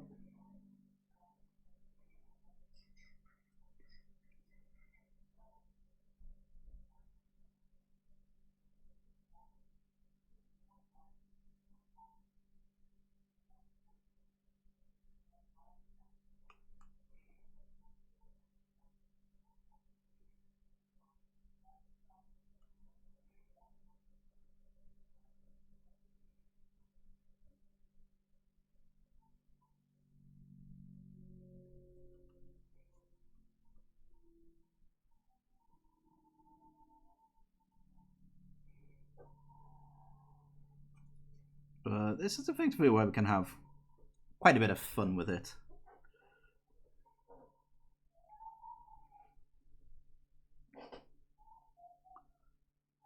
Because it's effectively these little details that really make a difference to this particular model.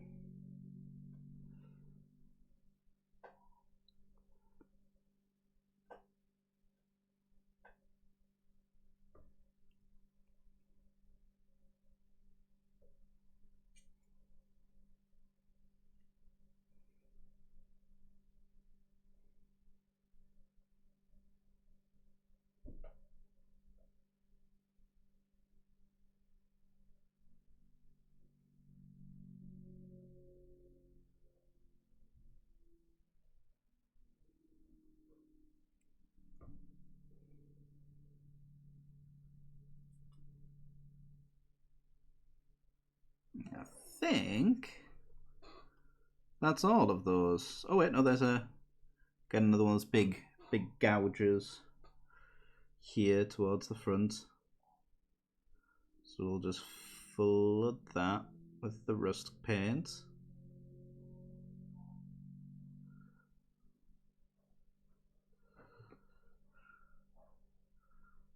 There we go.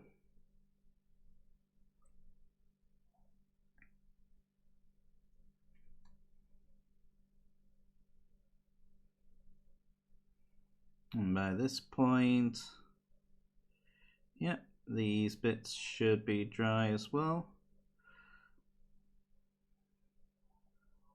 So we can apply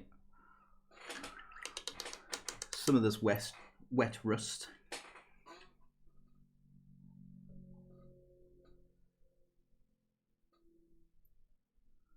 Just to the very bottoms of these vents.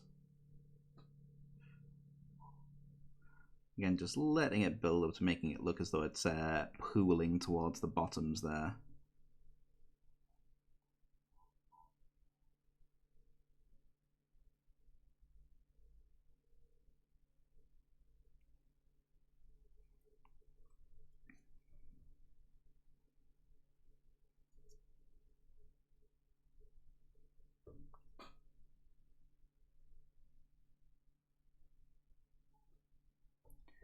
Hey, Moon Cannon. Howdy, hope your day's going well. It is. Thank you very much for asking.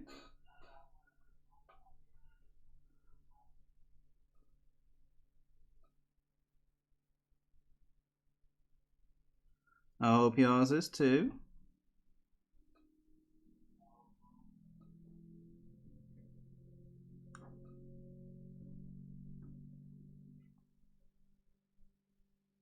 We're just working on some Death Guard that I've had on my pile of shame for far too long.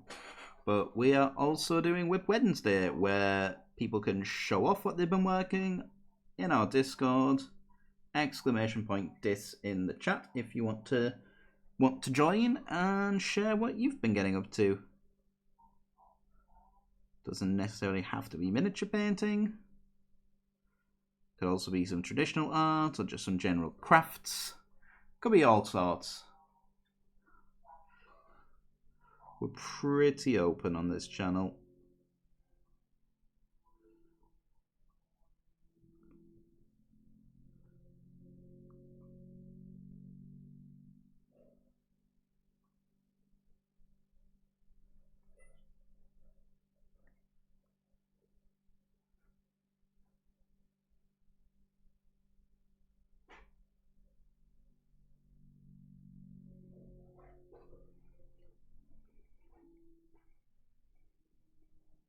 There we go. I don't think I've overkilled it. I don't think there's a way you can really overkill this.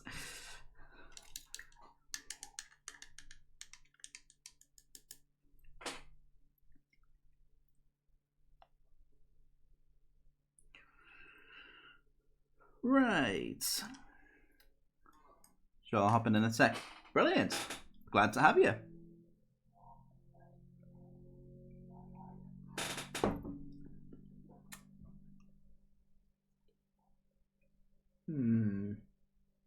Bronze, that's what I'm looking for.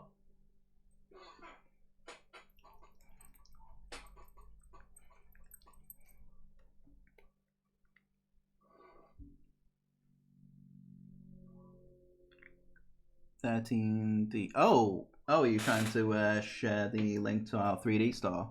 Yeah, go for it. It's been absolutely popping as of late. Again, some really cool, exciting orders. And yeah, just as a reminder, myself and my partner Ember Does a Thing, we run a 3D print store as well. If you use the code 25 off at checkout,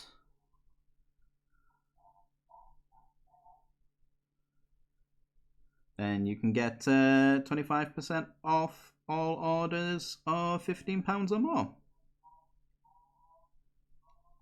3D modeling for custom Warhammer bits from time to time. Oh, nice.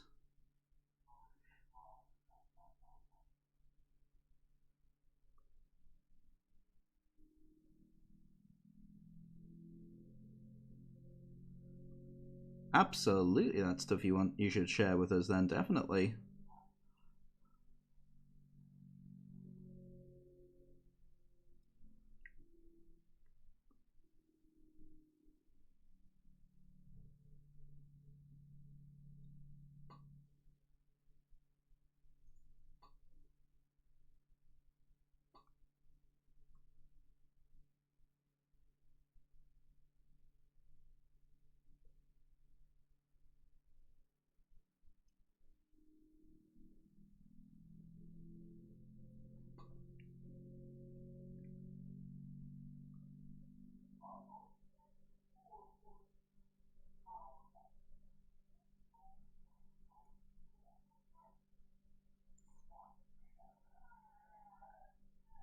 And for this brighter bronze, we'll just stipple this in highlights around some of the sharper edges of all this weathered bronze trim.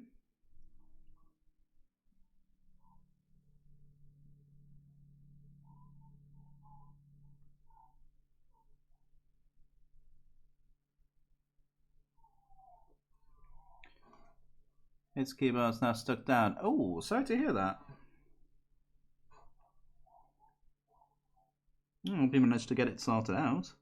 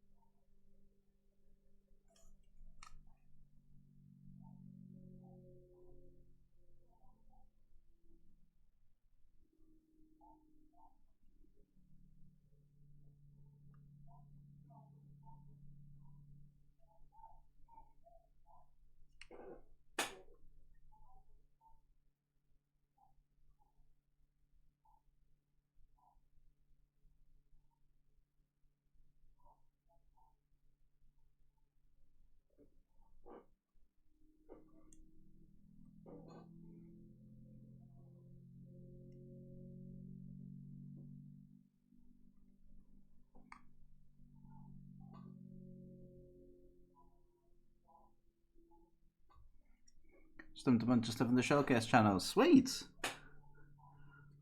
Well, I think we'll take one more look in the Discord before we finish off tonight.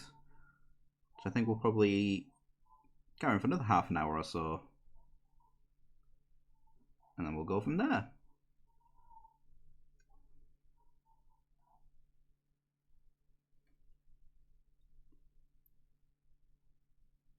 Ooh, although it sounds like they're worth looking at sooner.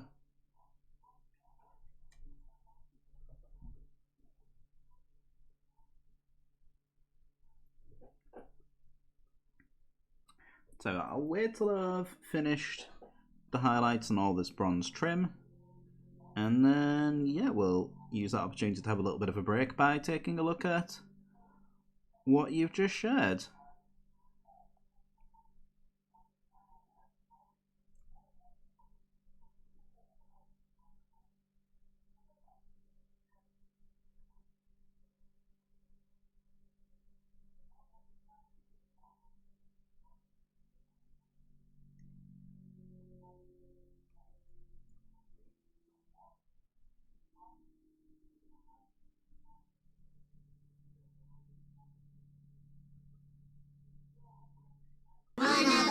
One of us. One of us. One of us. Thank you very much for the follow. That's greatly appreciated. One of us. Working on an art commission anyways. Oh, nice. Is that traditional art stuff?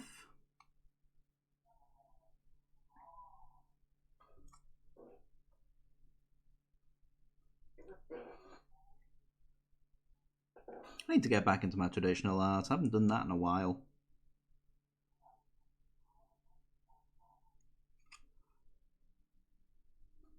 Digital art, do art commissions for Darkest Dungeon mods. Ooh, nice.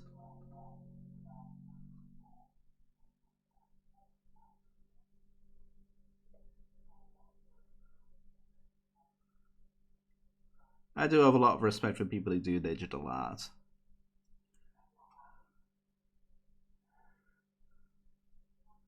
It's a heck of a skill in and of itself.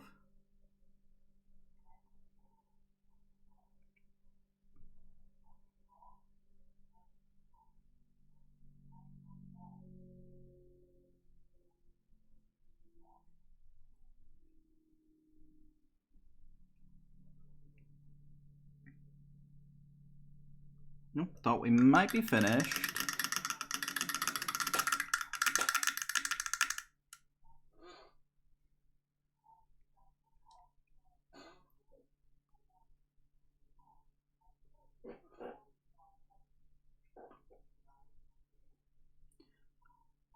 Then I just remembered there's all this trim around the front to do as well.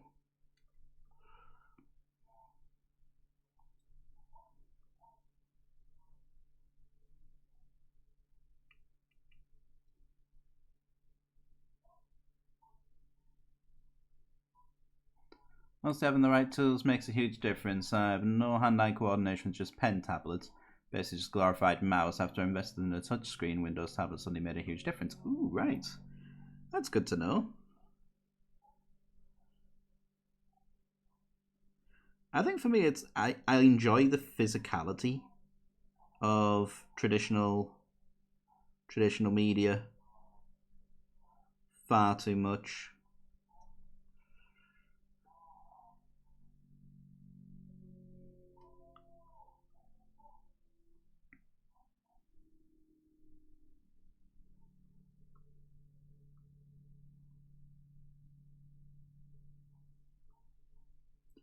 Like, I have been curious and tempted to actually give it a go sometime, just to see if I can do it.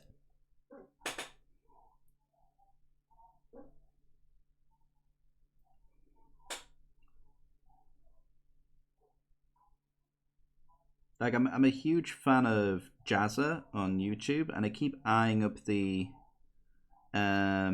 digital artist sort of training course that he offers. But it's a bit of a money sink. So it's something I might invest into at a later time. Again, just to give it a go, see how I feel about it.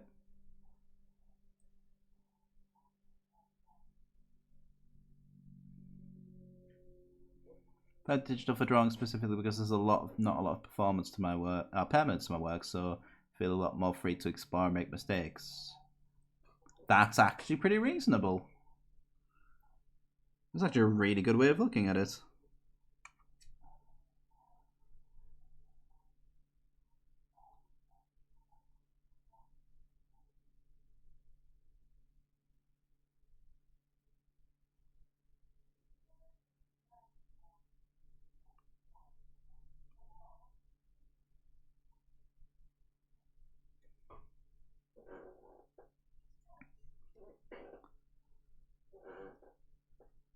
Almost. There's just the banding to do around the center as well.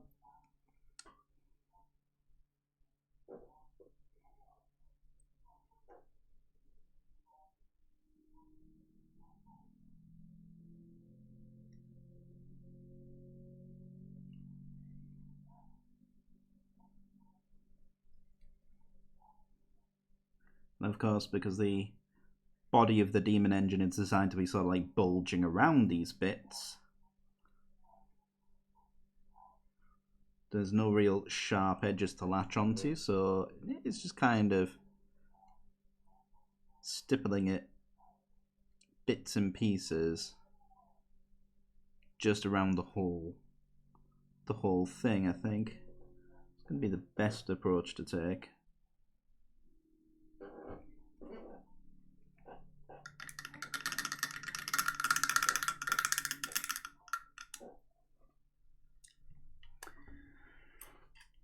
Right.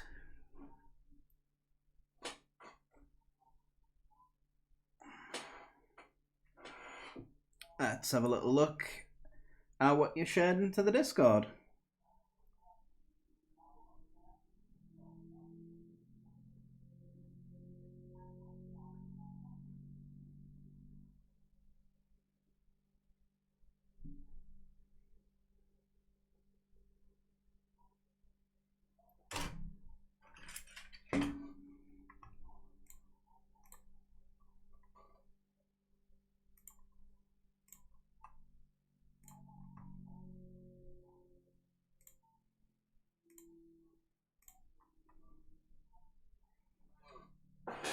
Ooh. Ooh, that assassin's coming along beautifully. Well done for taking the advice regarding the rust, by the way. Sponging on a little bit of sort of like a orangish brown paint just really makes it stand out a little bit. Makes the rust look a little bit fresh. Yeah, definitely.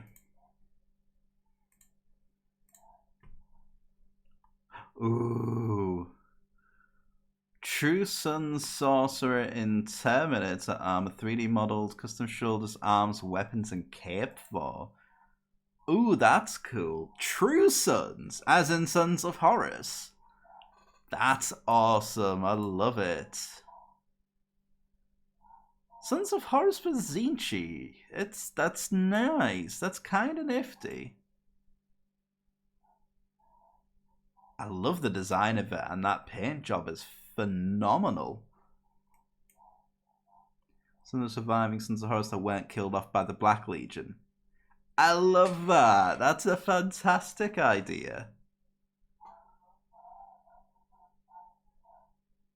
Ooh.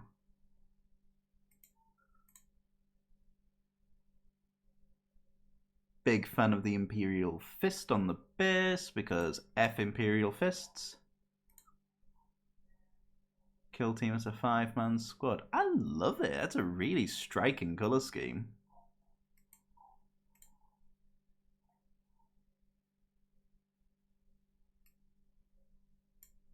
Wow, I'm absolutely in awe at these. These look amazing. Loving the bright blue flames. My use of warp flames are usually like bright green, but I like that. That works quite nice. Oh, that looks cool. Did you convert like a Night Haunt onto that? Because, ooh, that gives me some interesting ideas. I wonder if I can kit bash my own Infernal Master. There's a thought. That's given me inspiration. I love it. Thank you so much.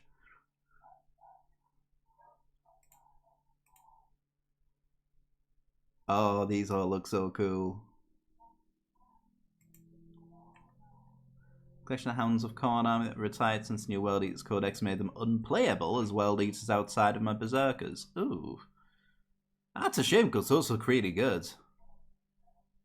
Love the work that you've done so far on... love the work that you've done on that. That certainly puts my attempt at doing sort of like weathered bronze to shame. Ooh, those look pretty nice.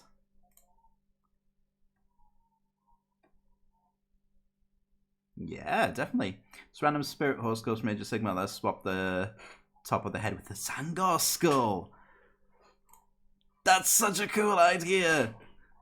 I might have to steal that. That's a great idea.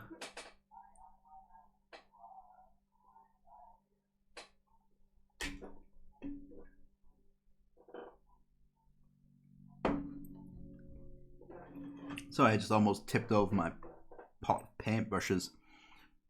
Oh, thank you. That's brilliant. Ooh, I like that a lot.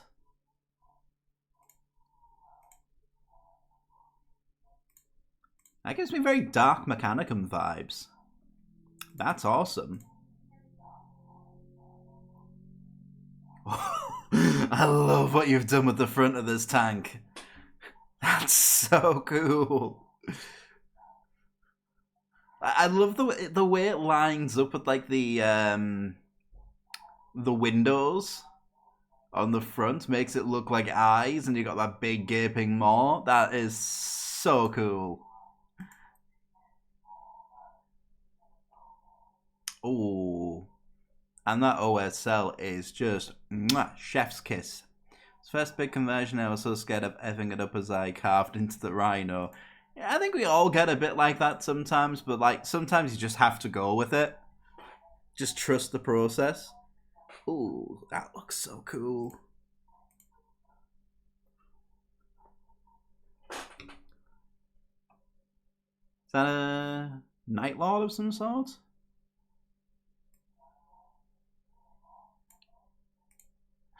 I love the Imperial Guardsman just crouched behind the wall there, trying desperately not to wet himself in terror. These all look so cool. Oh my god, you've done amazing.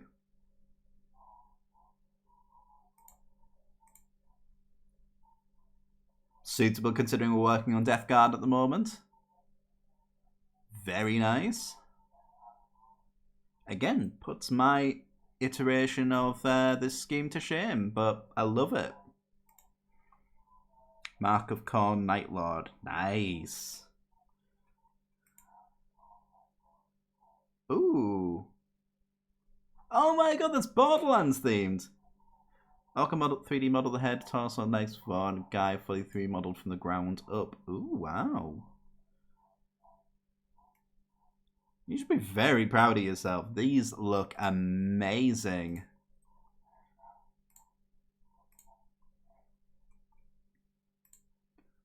And it's like, I'm just getting like all of the inspiration from these pieces as well.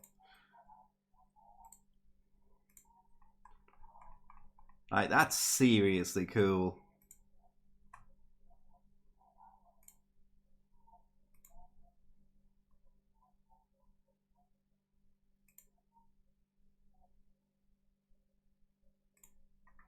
If you have any questions about the process, feel free to DM me. I might take you up on that, actually. Right.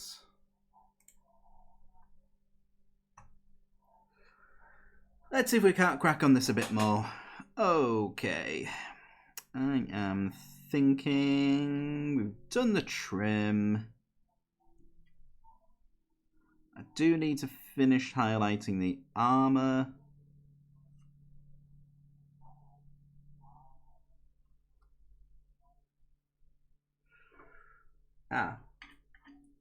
One thing I do want to do, let's get back to that small layer brush again.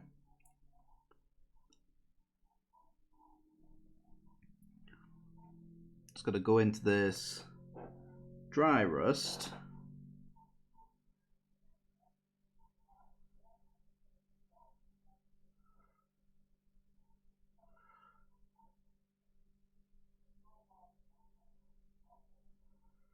I'm just going to fill in some of these pox marks here.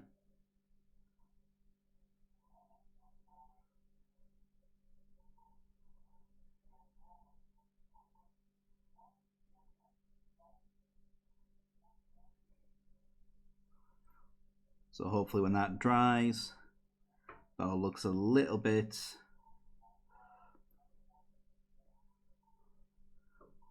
like these older wounds.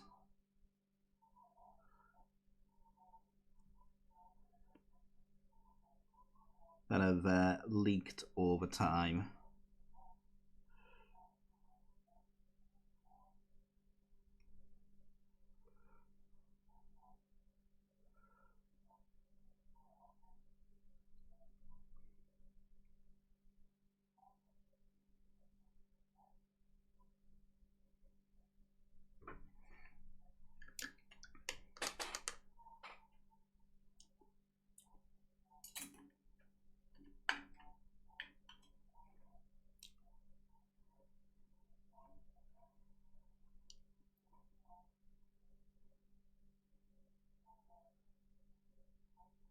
We're just going to go into a little bit of this dead flesh, mix it in with a bit of that Cayman green.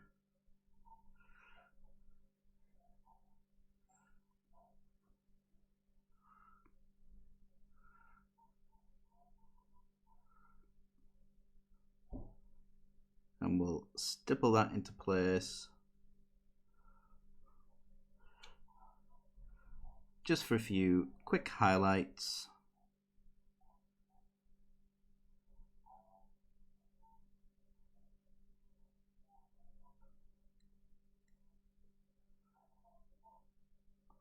In some of the green areas.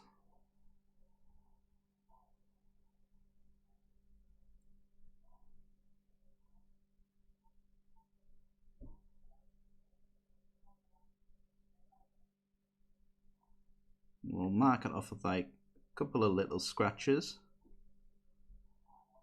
Again, doesn't need to be exact because I want it to look quite worn and broken.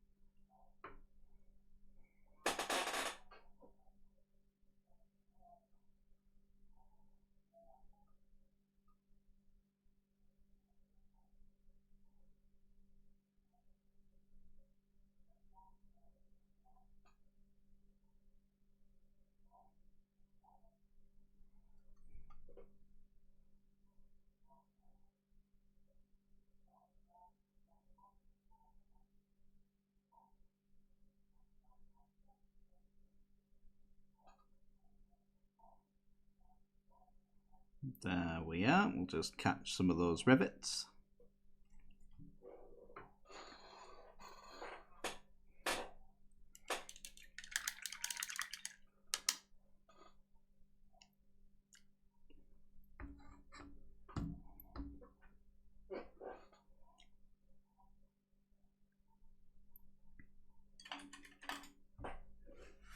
Right, to finish off the green arm panels on the front there, what we'll do is we'll take a bit of Nurgling green dry paint.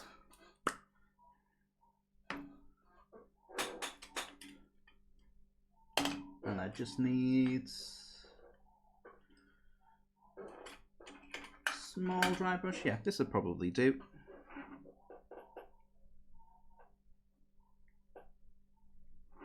Load the brush up.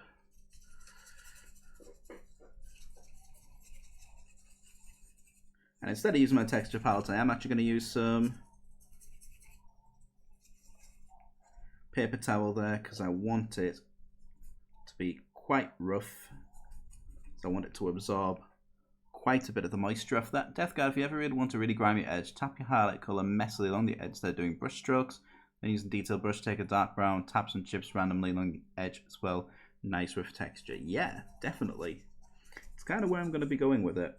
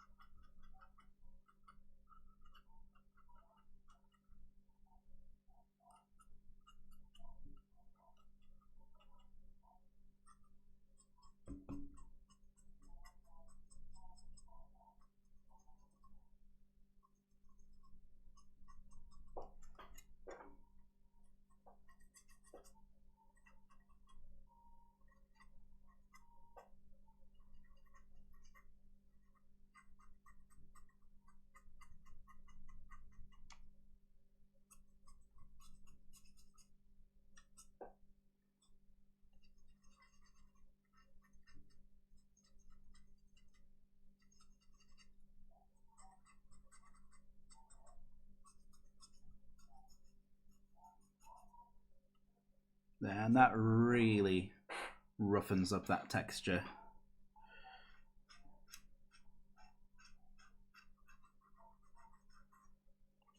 While still applying a little bit of a lighter colour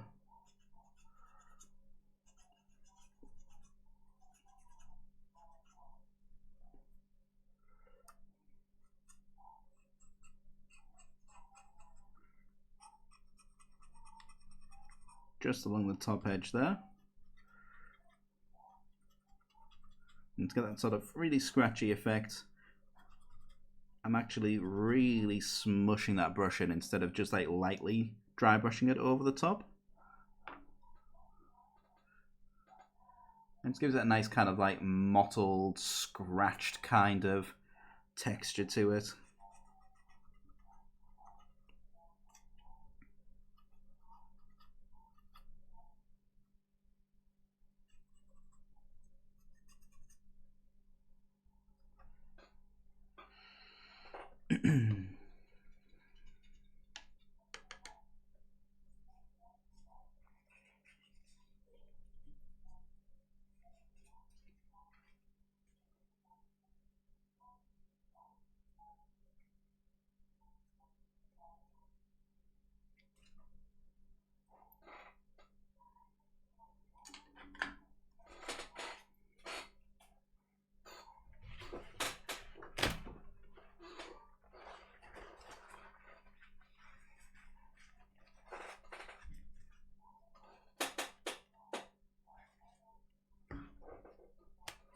I'm not going to do it to the bottom of the model because there's not really much point. It's more important that we have that textured effect on the front of it.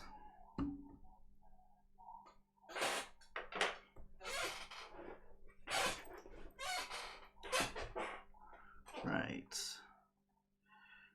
The texture paint on the Poxwalkers is almost dry, but I think I'm not going to be able to do anything with that tonight, so I might have to work on those another time maybe.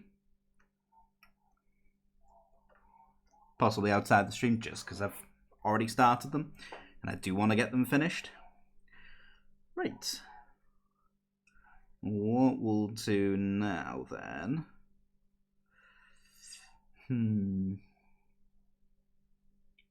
I'm thinking I probably could still work with some of the original... Nice having some background noise as it works. Hey, no problem at all. That's what I'm here for. Thinking what I could probably do is keep some of this bruised purple skin while still working in sort of more to my newer skin tone scheme with my Death Guard, which is closer to like a tanned flesh kind of look.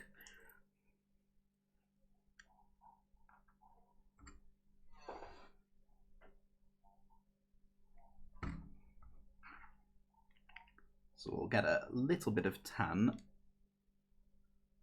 paint out.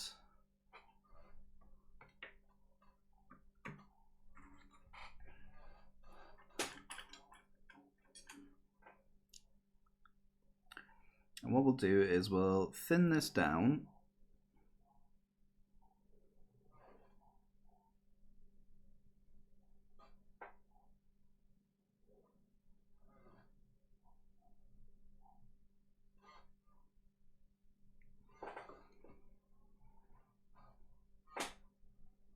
I'm thinking we just start applying it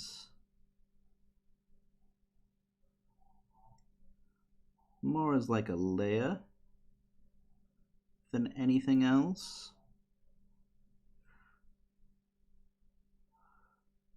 So we keep some of this sort of paler, bruised skin showing underneath in towards the recesses.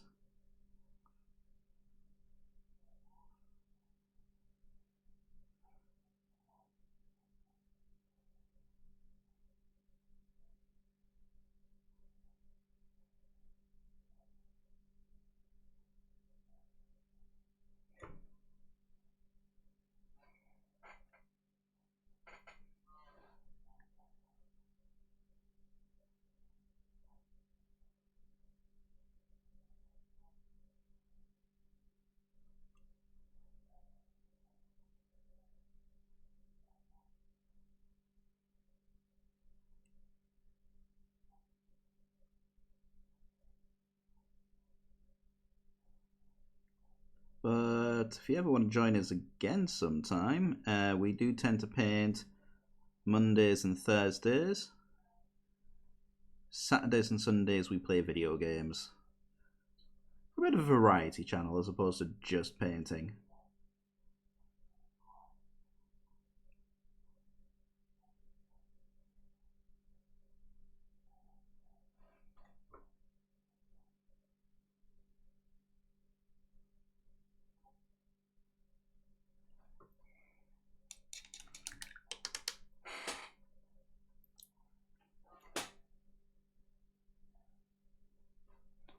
Though occasionally we will be painting on Sundays as well.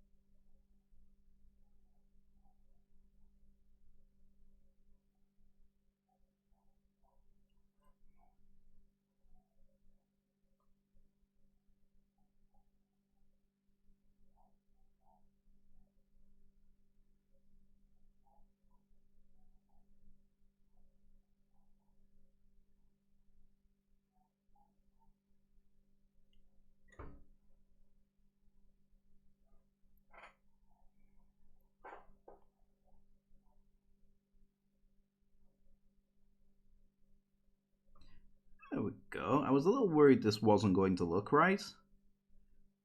I'm actually kind of digging it.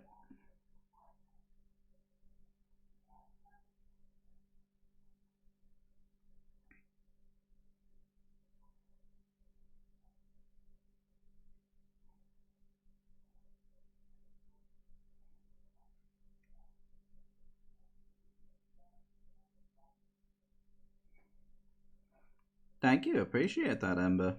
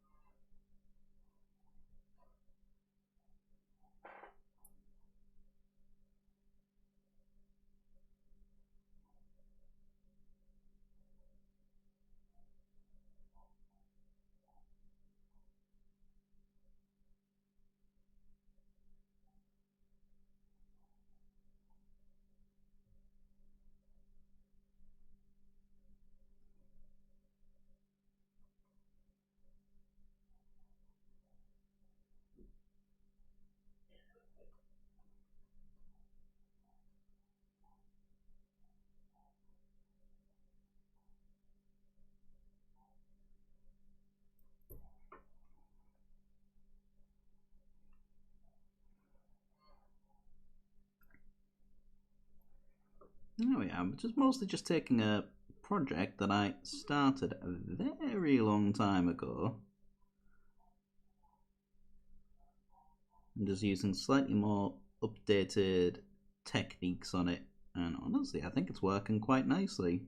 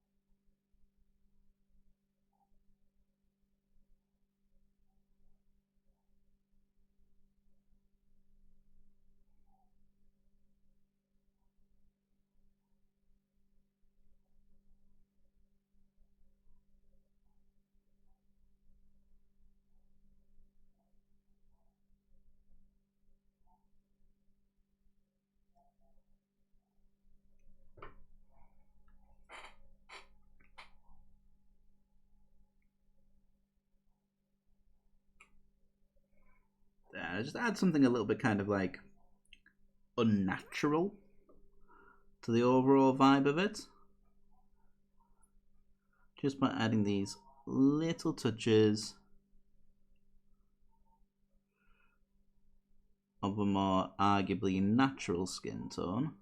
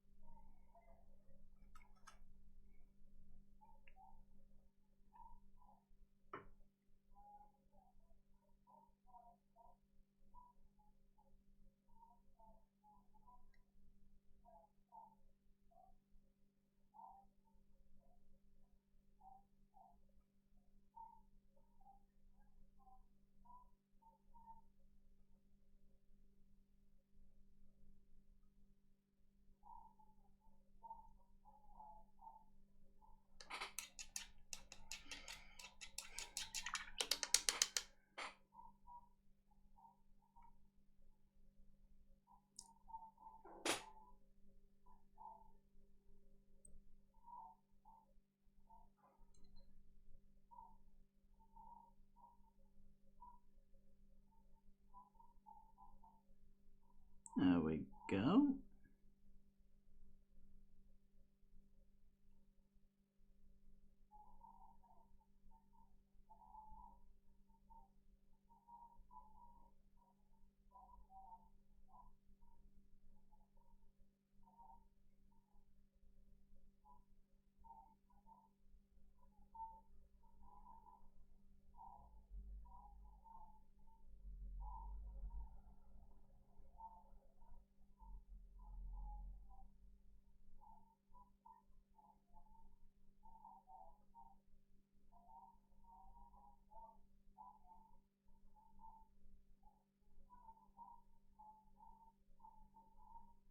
Yeah, it definitely feels like we're getting somewhere now with it.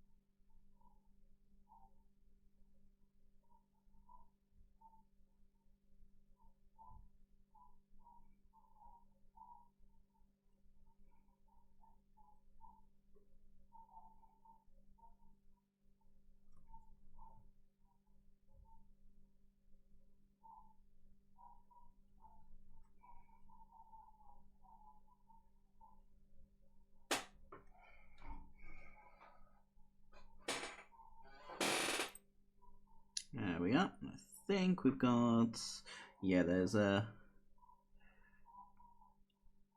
bit of sort of fleshy protuberance just sort of around the barrels of the gun.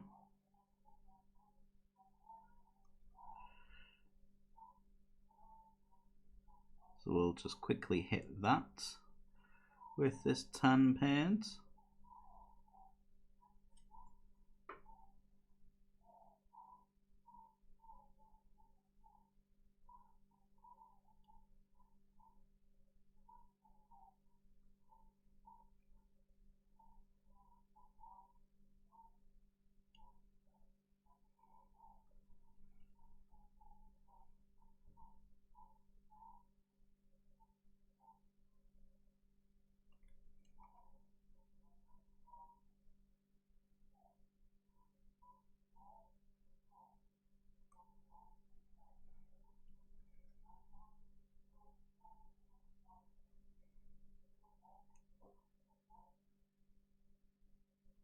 There we are. And just like that, we're pretty much already there. Well, at least definitely getting somewhere.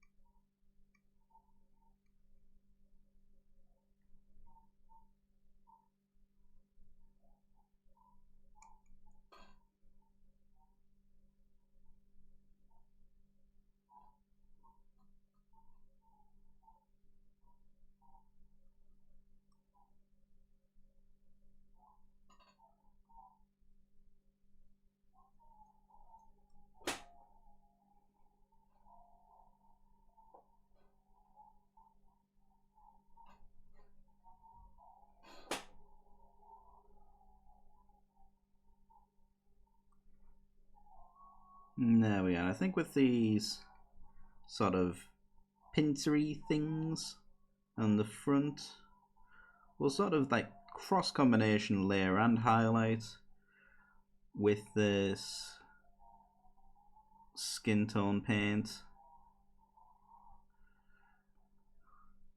Just again, so you keep a lot of that purple showing underneath.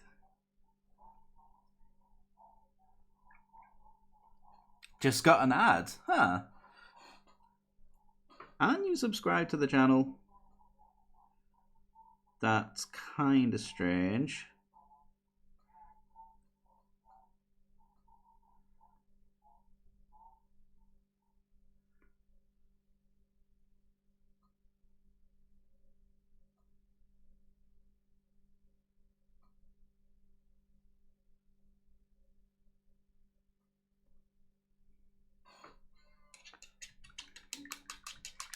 Somewhat unexpected.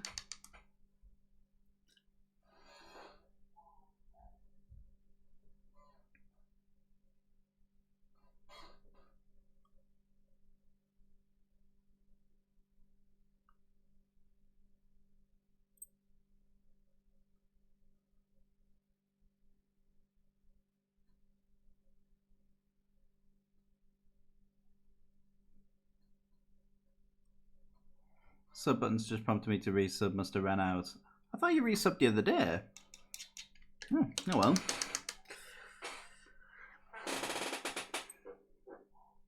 Never mind.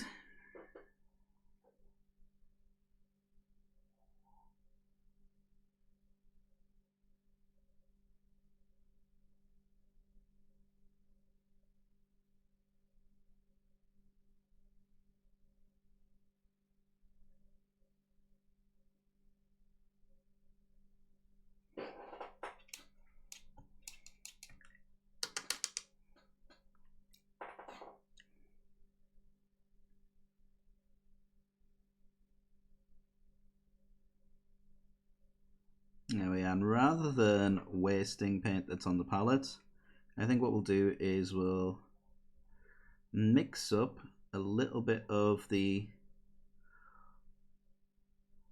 dwarf skin into this tan colour. Oh! Thank you for the raid there, Garth. That's greatly appreciated.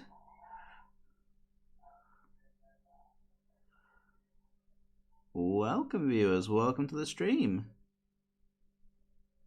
I'm Sophie, and it's Wednesday, so we're just working on WIP at the moment. Thank you for the follow. That's greatly appreciated. One of us. One of us. What were you working on today, Garth?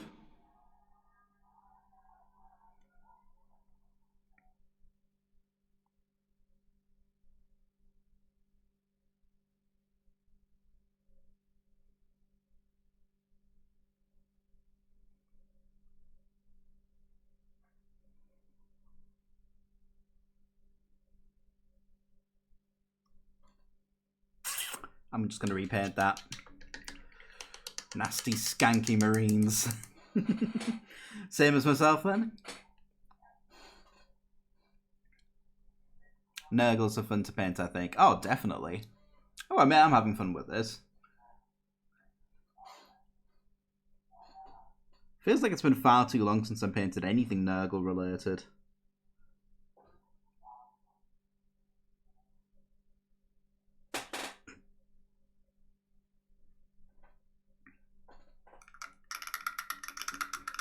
Hi, Catwig.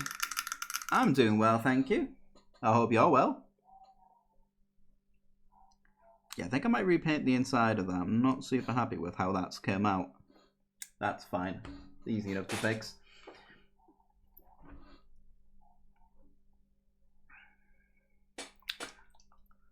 Got a Nurgle commission via Etsy recent, actually. Oh, right. Brilliant.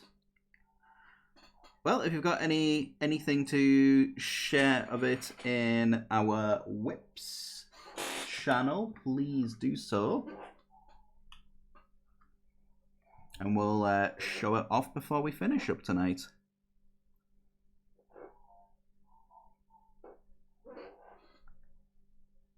Go for it. That works too.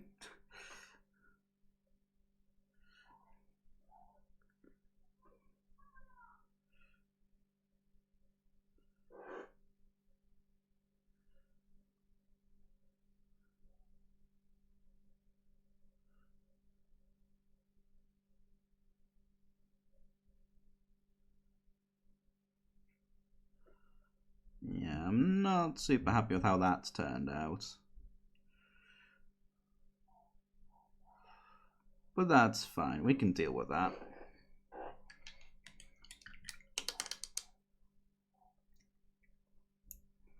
Right. I have an idea in it. Might be a terrible one, but let's give it a go. Let's add a little bit of this dead flesh into this skin tone that we've got here. We can use it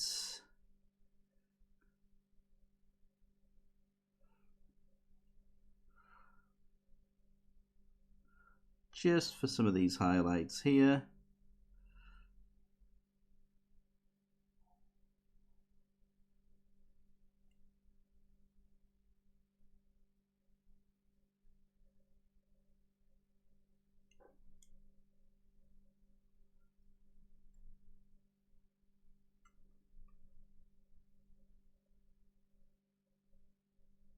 That just makes it look a little bit a little bit more sickly.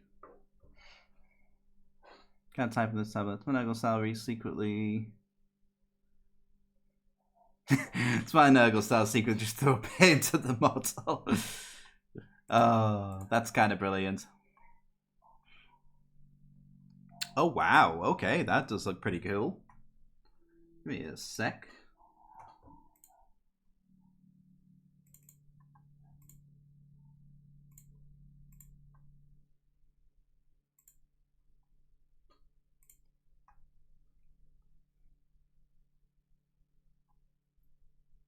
That looks pretty damn good, yeah.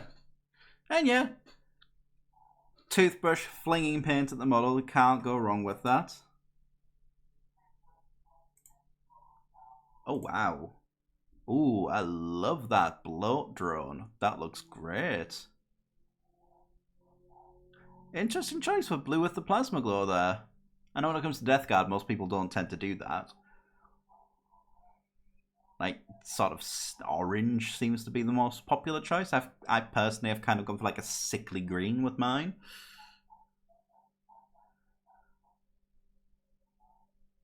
I love it. These all look pretty great. Oh, it's not going to show me individual photos, is it? Oh, you're cool. You even got video. That's awesome. Never really thought about the plasma glow, really. That's fair.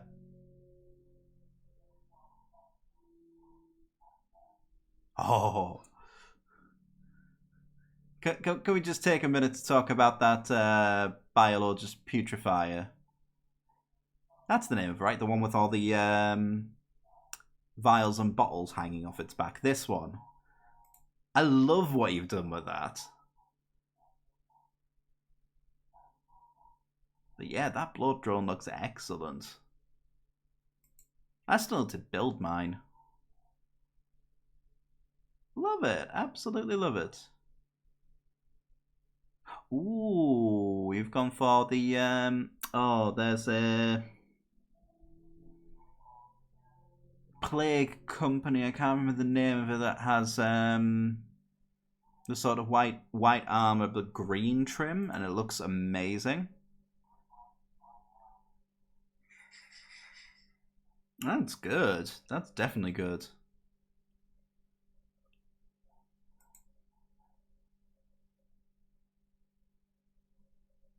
How fed up were you doing the Poxwalkers, out of curiosity? I've got to admit, you've done an amazing job with them. I like the blues and purples in them. It's similar to an idea I had of batch painting Poxwalkers.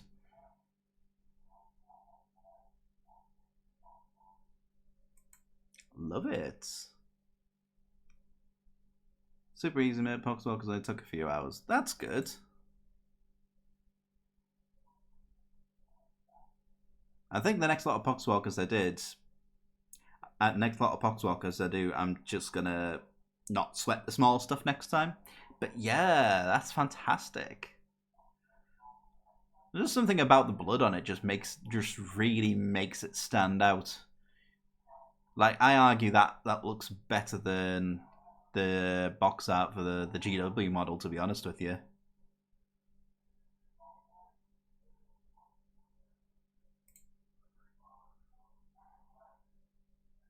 I love the way all the paints are sort of caked on around the feet as well.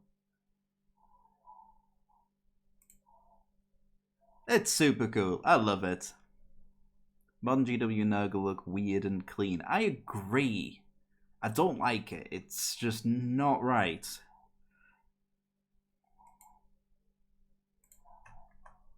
No, that looks brilliant.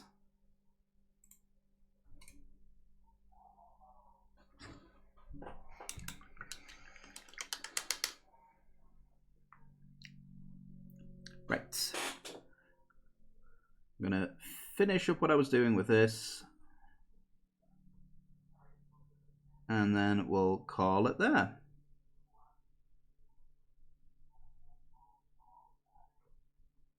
I can probably push the sickliness of that skin a little bit more. There, that works. Shield my wares, gonna make a move. No problem, Garth. Thank you for stopping by, and thank you for bringing your viewers along on a raid. Always appreciated. I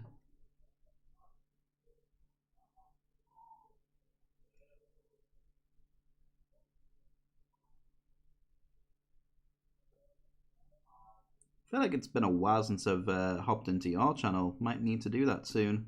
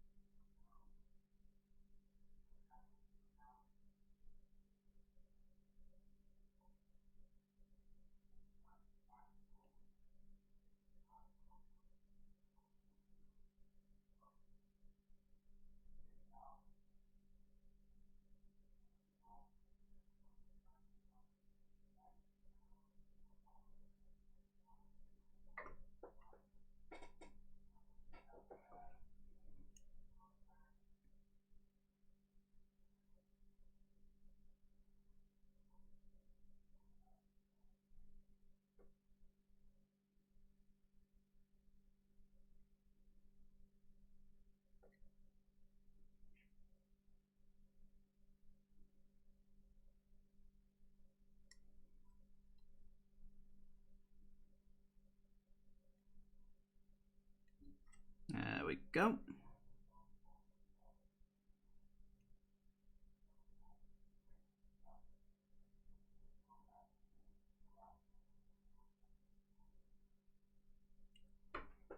Not entirely certain how I feel about it now.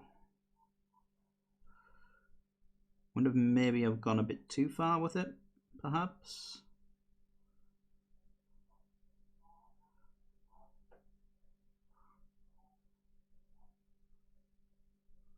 But still, just gotta trust the process a little bit.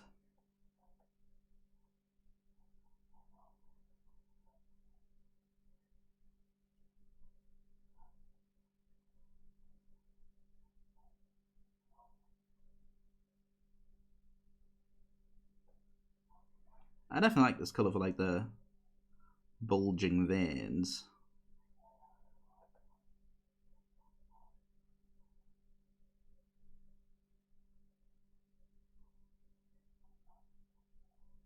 I'm just wondering if maybe it might be worth just sort of like keeping it to just the highlighted areas, rather than also trying to do all the flatter areas underneath, maybe?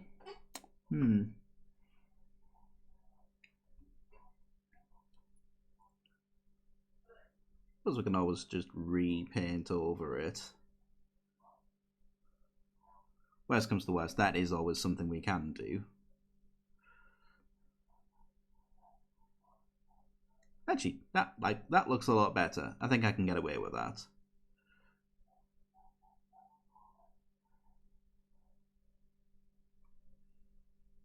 There we go. Okay, I feel a bit better about that now.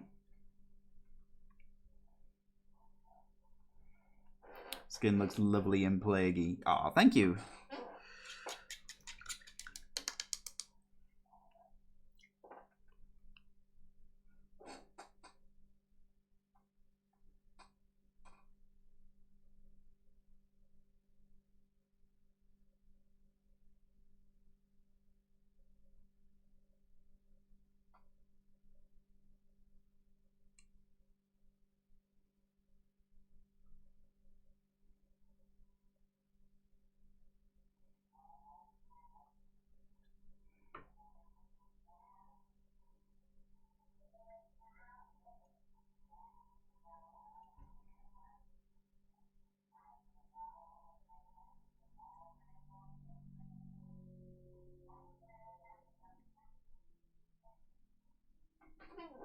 Like the metal effect. Oh, thank you very much. Much appreciated. To be honest with you, I've spent most of our time working on this model tonight, fixing up the metals. As I say, this is a model that's just been kind of sat on my shelf for a very long time.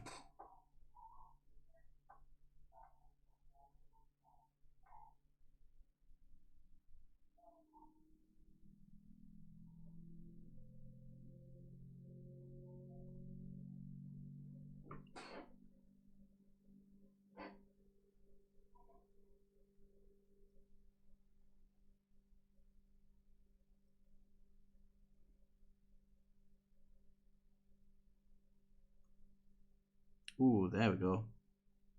That works a lot better for the sort of inside of that mouth there.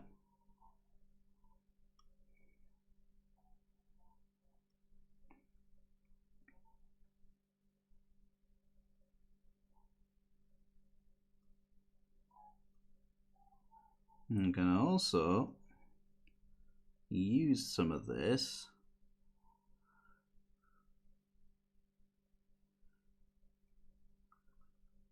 just towards areas where it's going to be a bit more bruised, I feel. Just use it to sort of tint down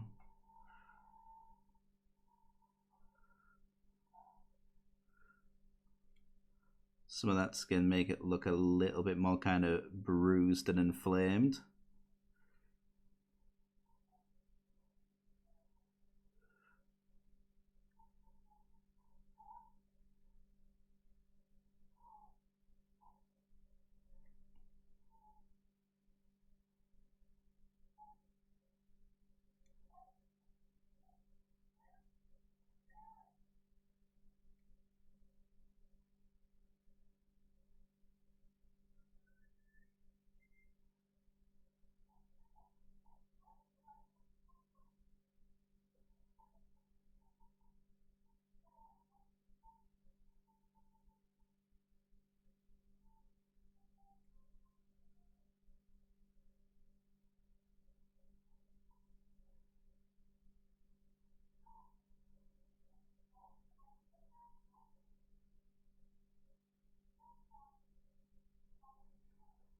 Ooh, went a little bit too far in the wrong direction there, but that's fine.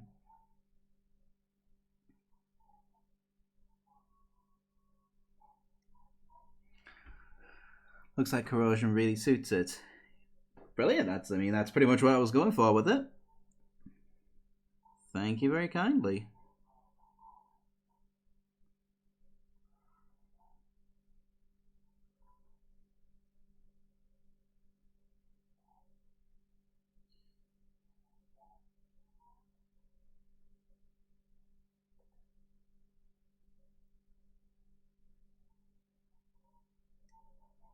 Mostly just done with the Vallejo game effect paints. I've got quite a nice dry rust paint, which is like typhus corrosion but without the grit in it, and it actually still looks really good.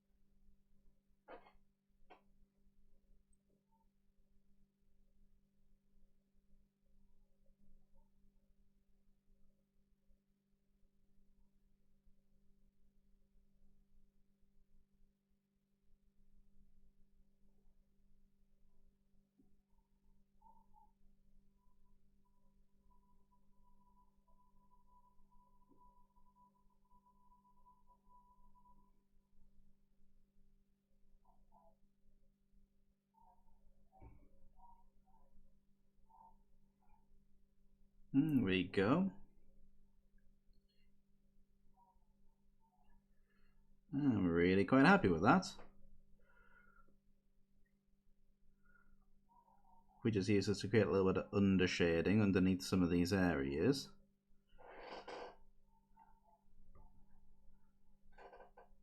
There we are. Just makes it look very like almost infected and kind of like that neon pink color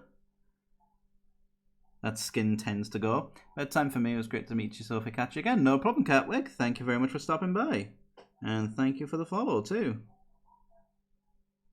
To be honest with you, I'll probably be heading off pretty soon myself.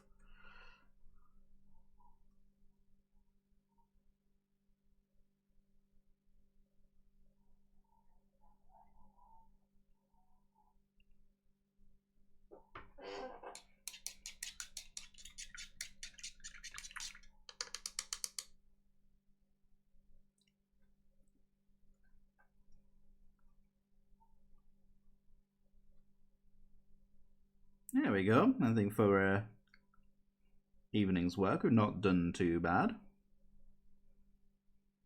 We can probably pick this back up and work on it some more another time. Last time I was here, you said to post photos of the army being sold. Add them to the Discord. Oh, brilliant, okay. Nicely timed, considering we're about to stop soon, so yeah.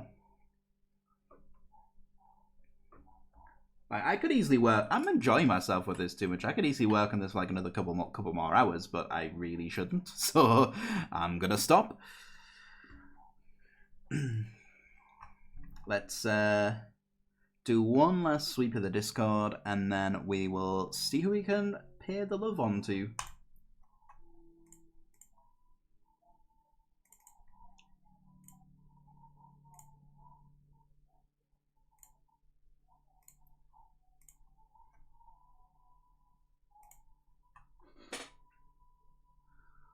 Ooh.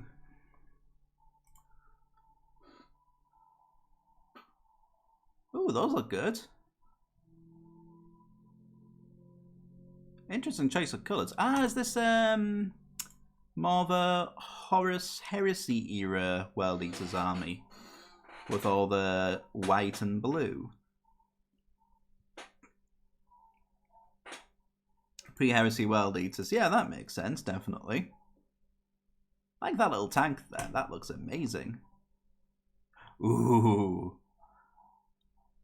Damn, that looks good.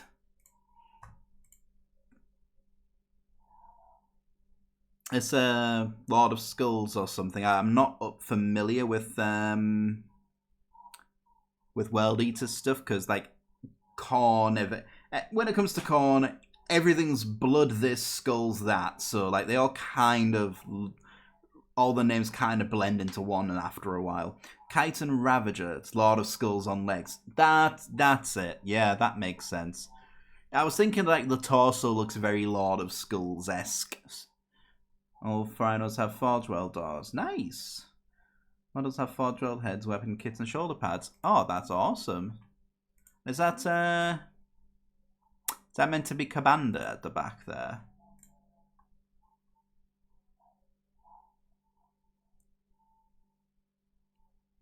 I love it. It's great. Big, meaty, muscly Khorne cultists. Gotta love it. That is Kabanda. Yes, I thought so. See, that's the Blood Angels player in me.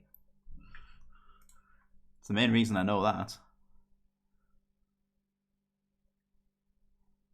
But yeah, I love it. Also, have you World Eaters Fabius Bile? Because that's certainly a choice.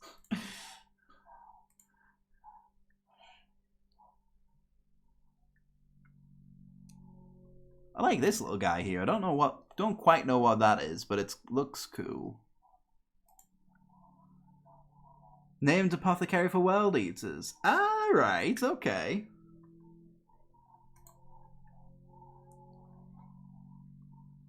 Interesting choice using Fabius for that, though. Not sure how I feel about that. Like this drop pod, though. That looks awesome.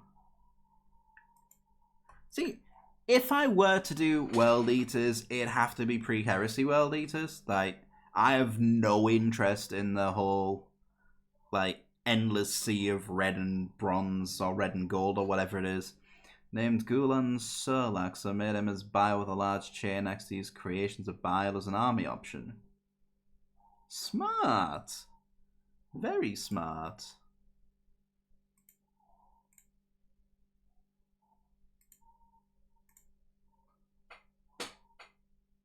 Yeah, Kabanda looks sick.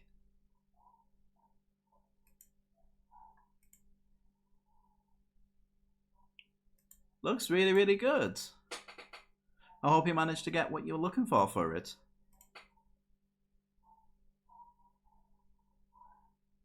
But yeah, they all look really, really cool together. Nicely done.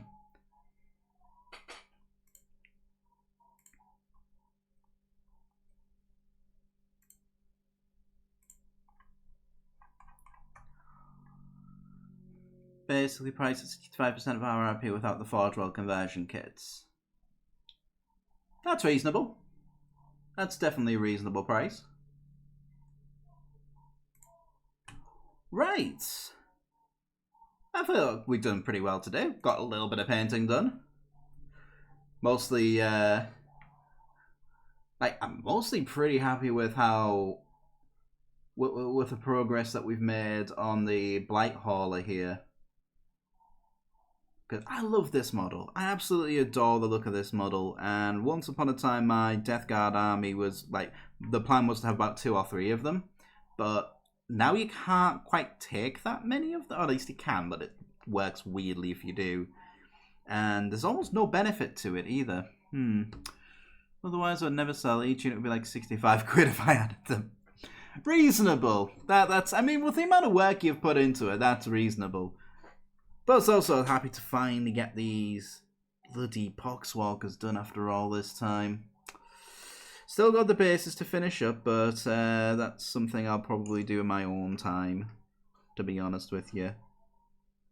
Ooh, actually, yeah, they're basically dry now. Great, I can probably crack on with those at a later point. Right, let's see, who can we raid?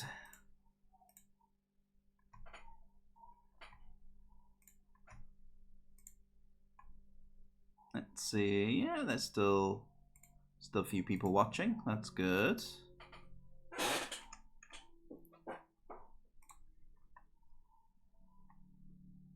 Big thank you to everyone who stuck around off the back of that raid. That's greatly appreciated. We'll be back again on Saturday for a video game stream. Video games scream, I guess. Spooky Saturday. We're continuing on with some Amnesia: The Dark Descent. I am also going to be uploading a video of one of the Phasmophobia playthroughs we did a couple months back to my gaming YouTube channel, Eldritch Sophie Plays Games. Link is up above. And if you want to catch old VODs of the streams, I am slowly but surely uploading them all up to my mini painting YouTube, which is Eldritch Sophie Paints Minis, of which is also going to be some more and better, quite frankly, content coming soon. Okay. How long's Studio J7 been on for tonight? 4 hours. He's probably about to finish as well, so probably not him.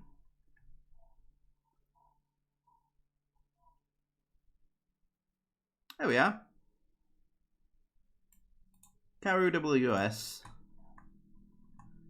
He's only been on for like 12 minutes, so yeah, I'll chuck you all over in his direction instead.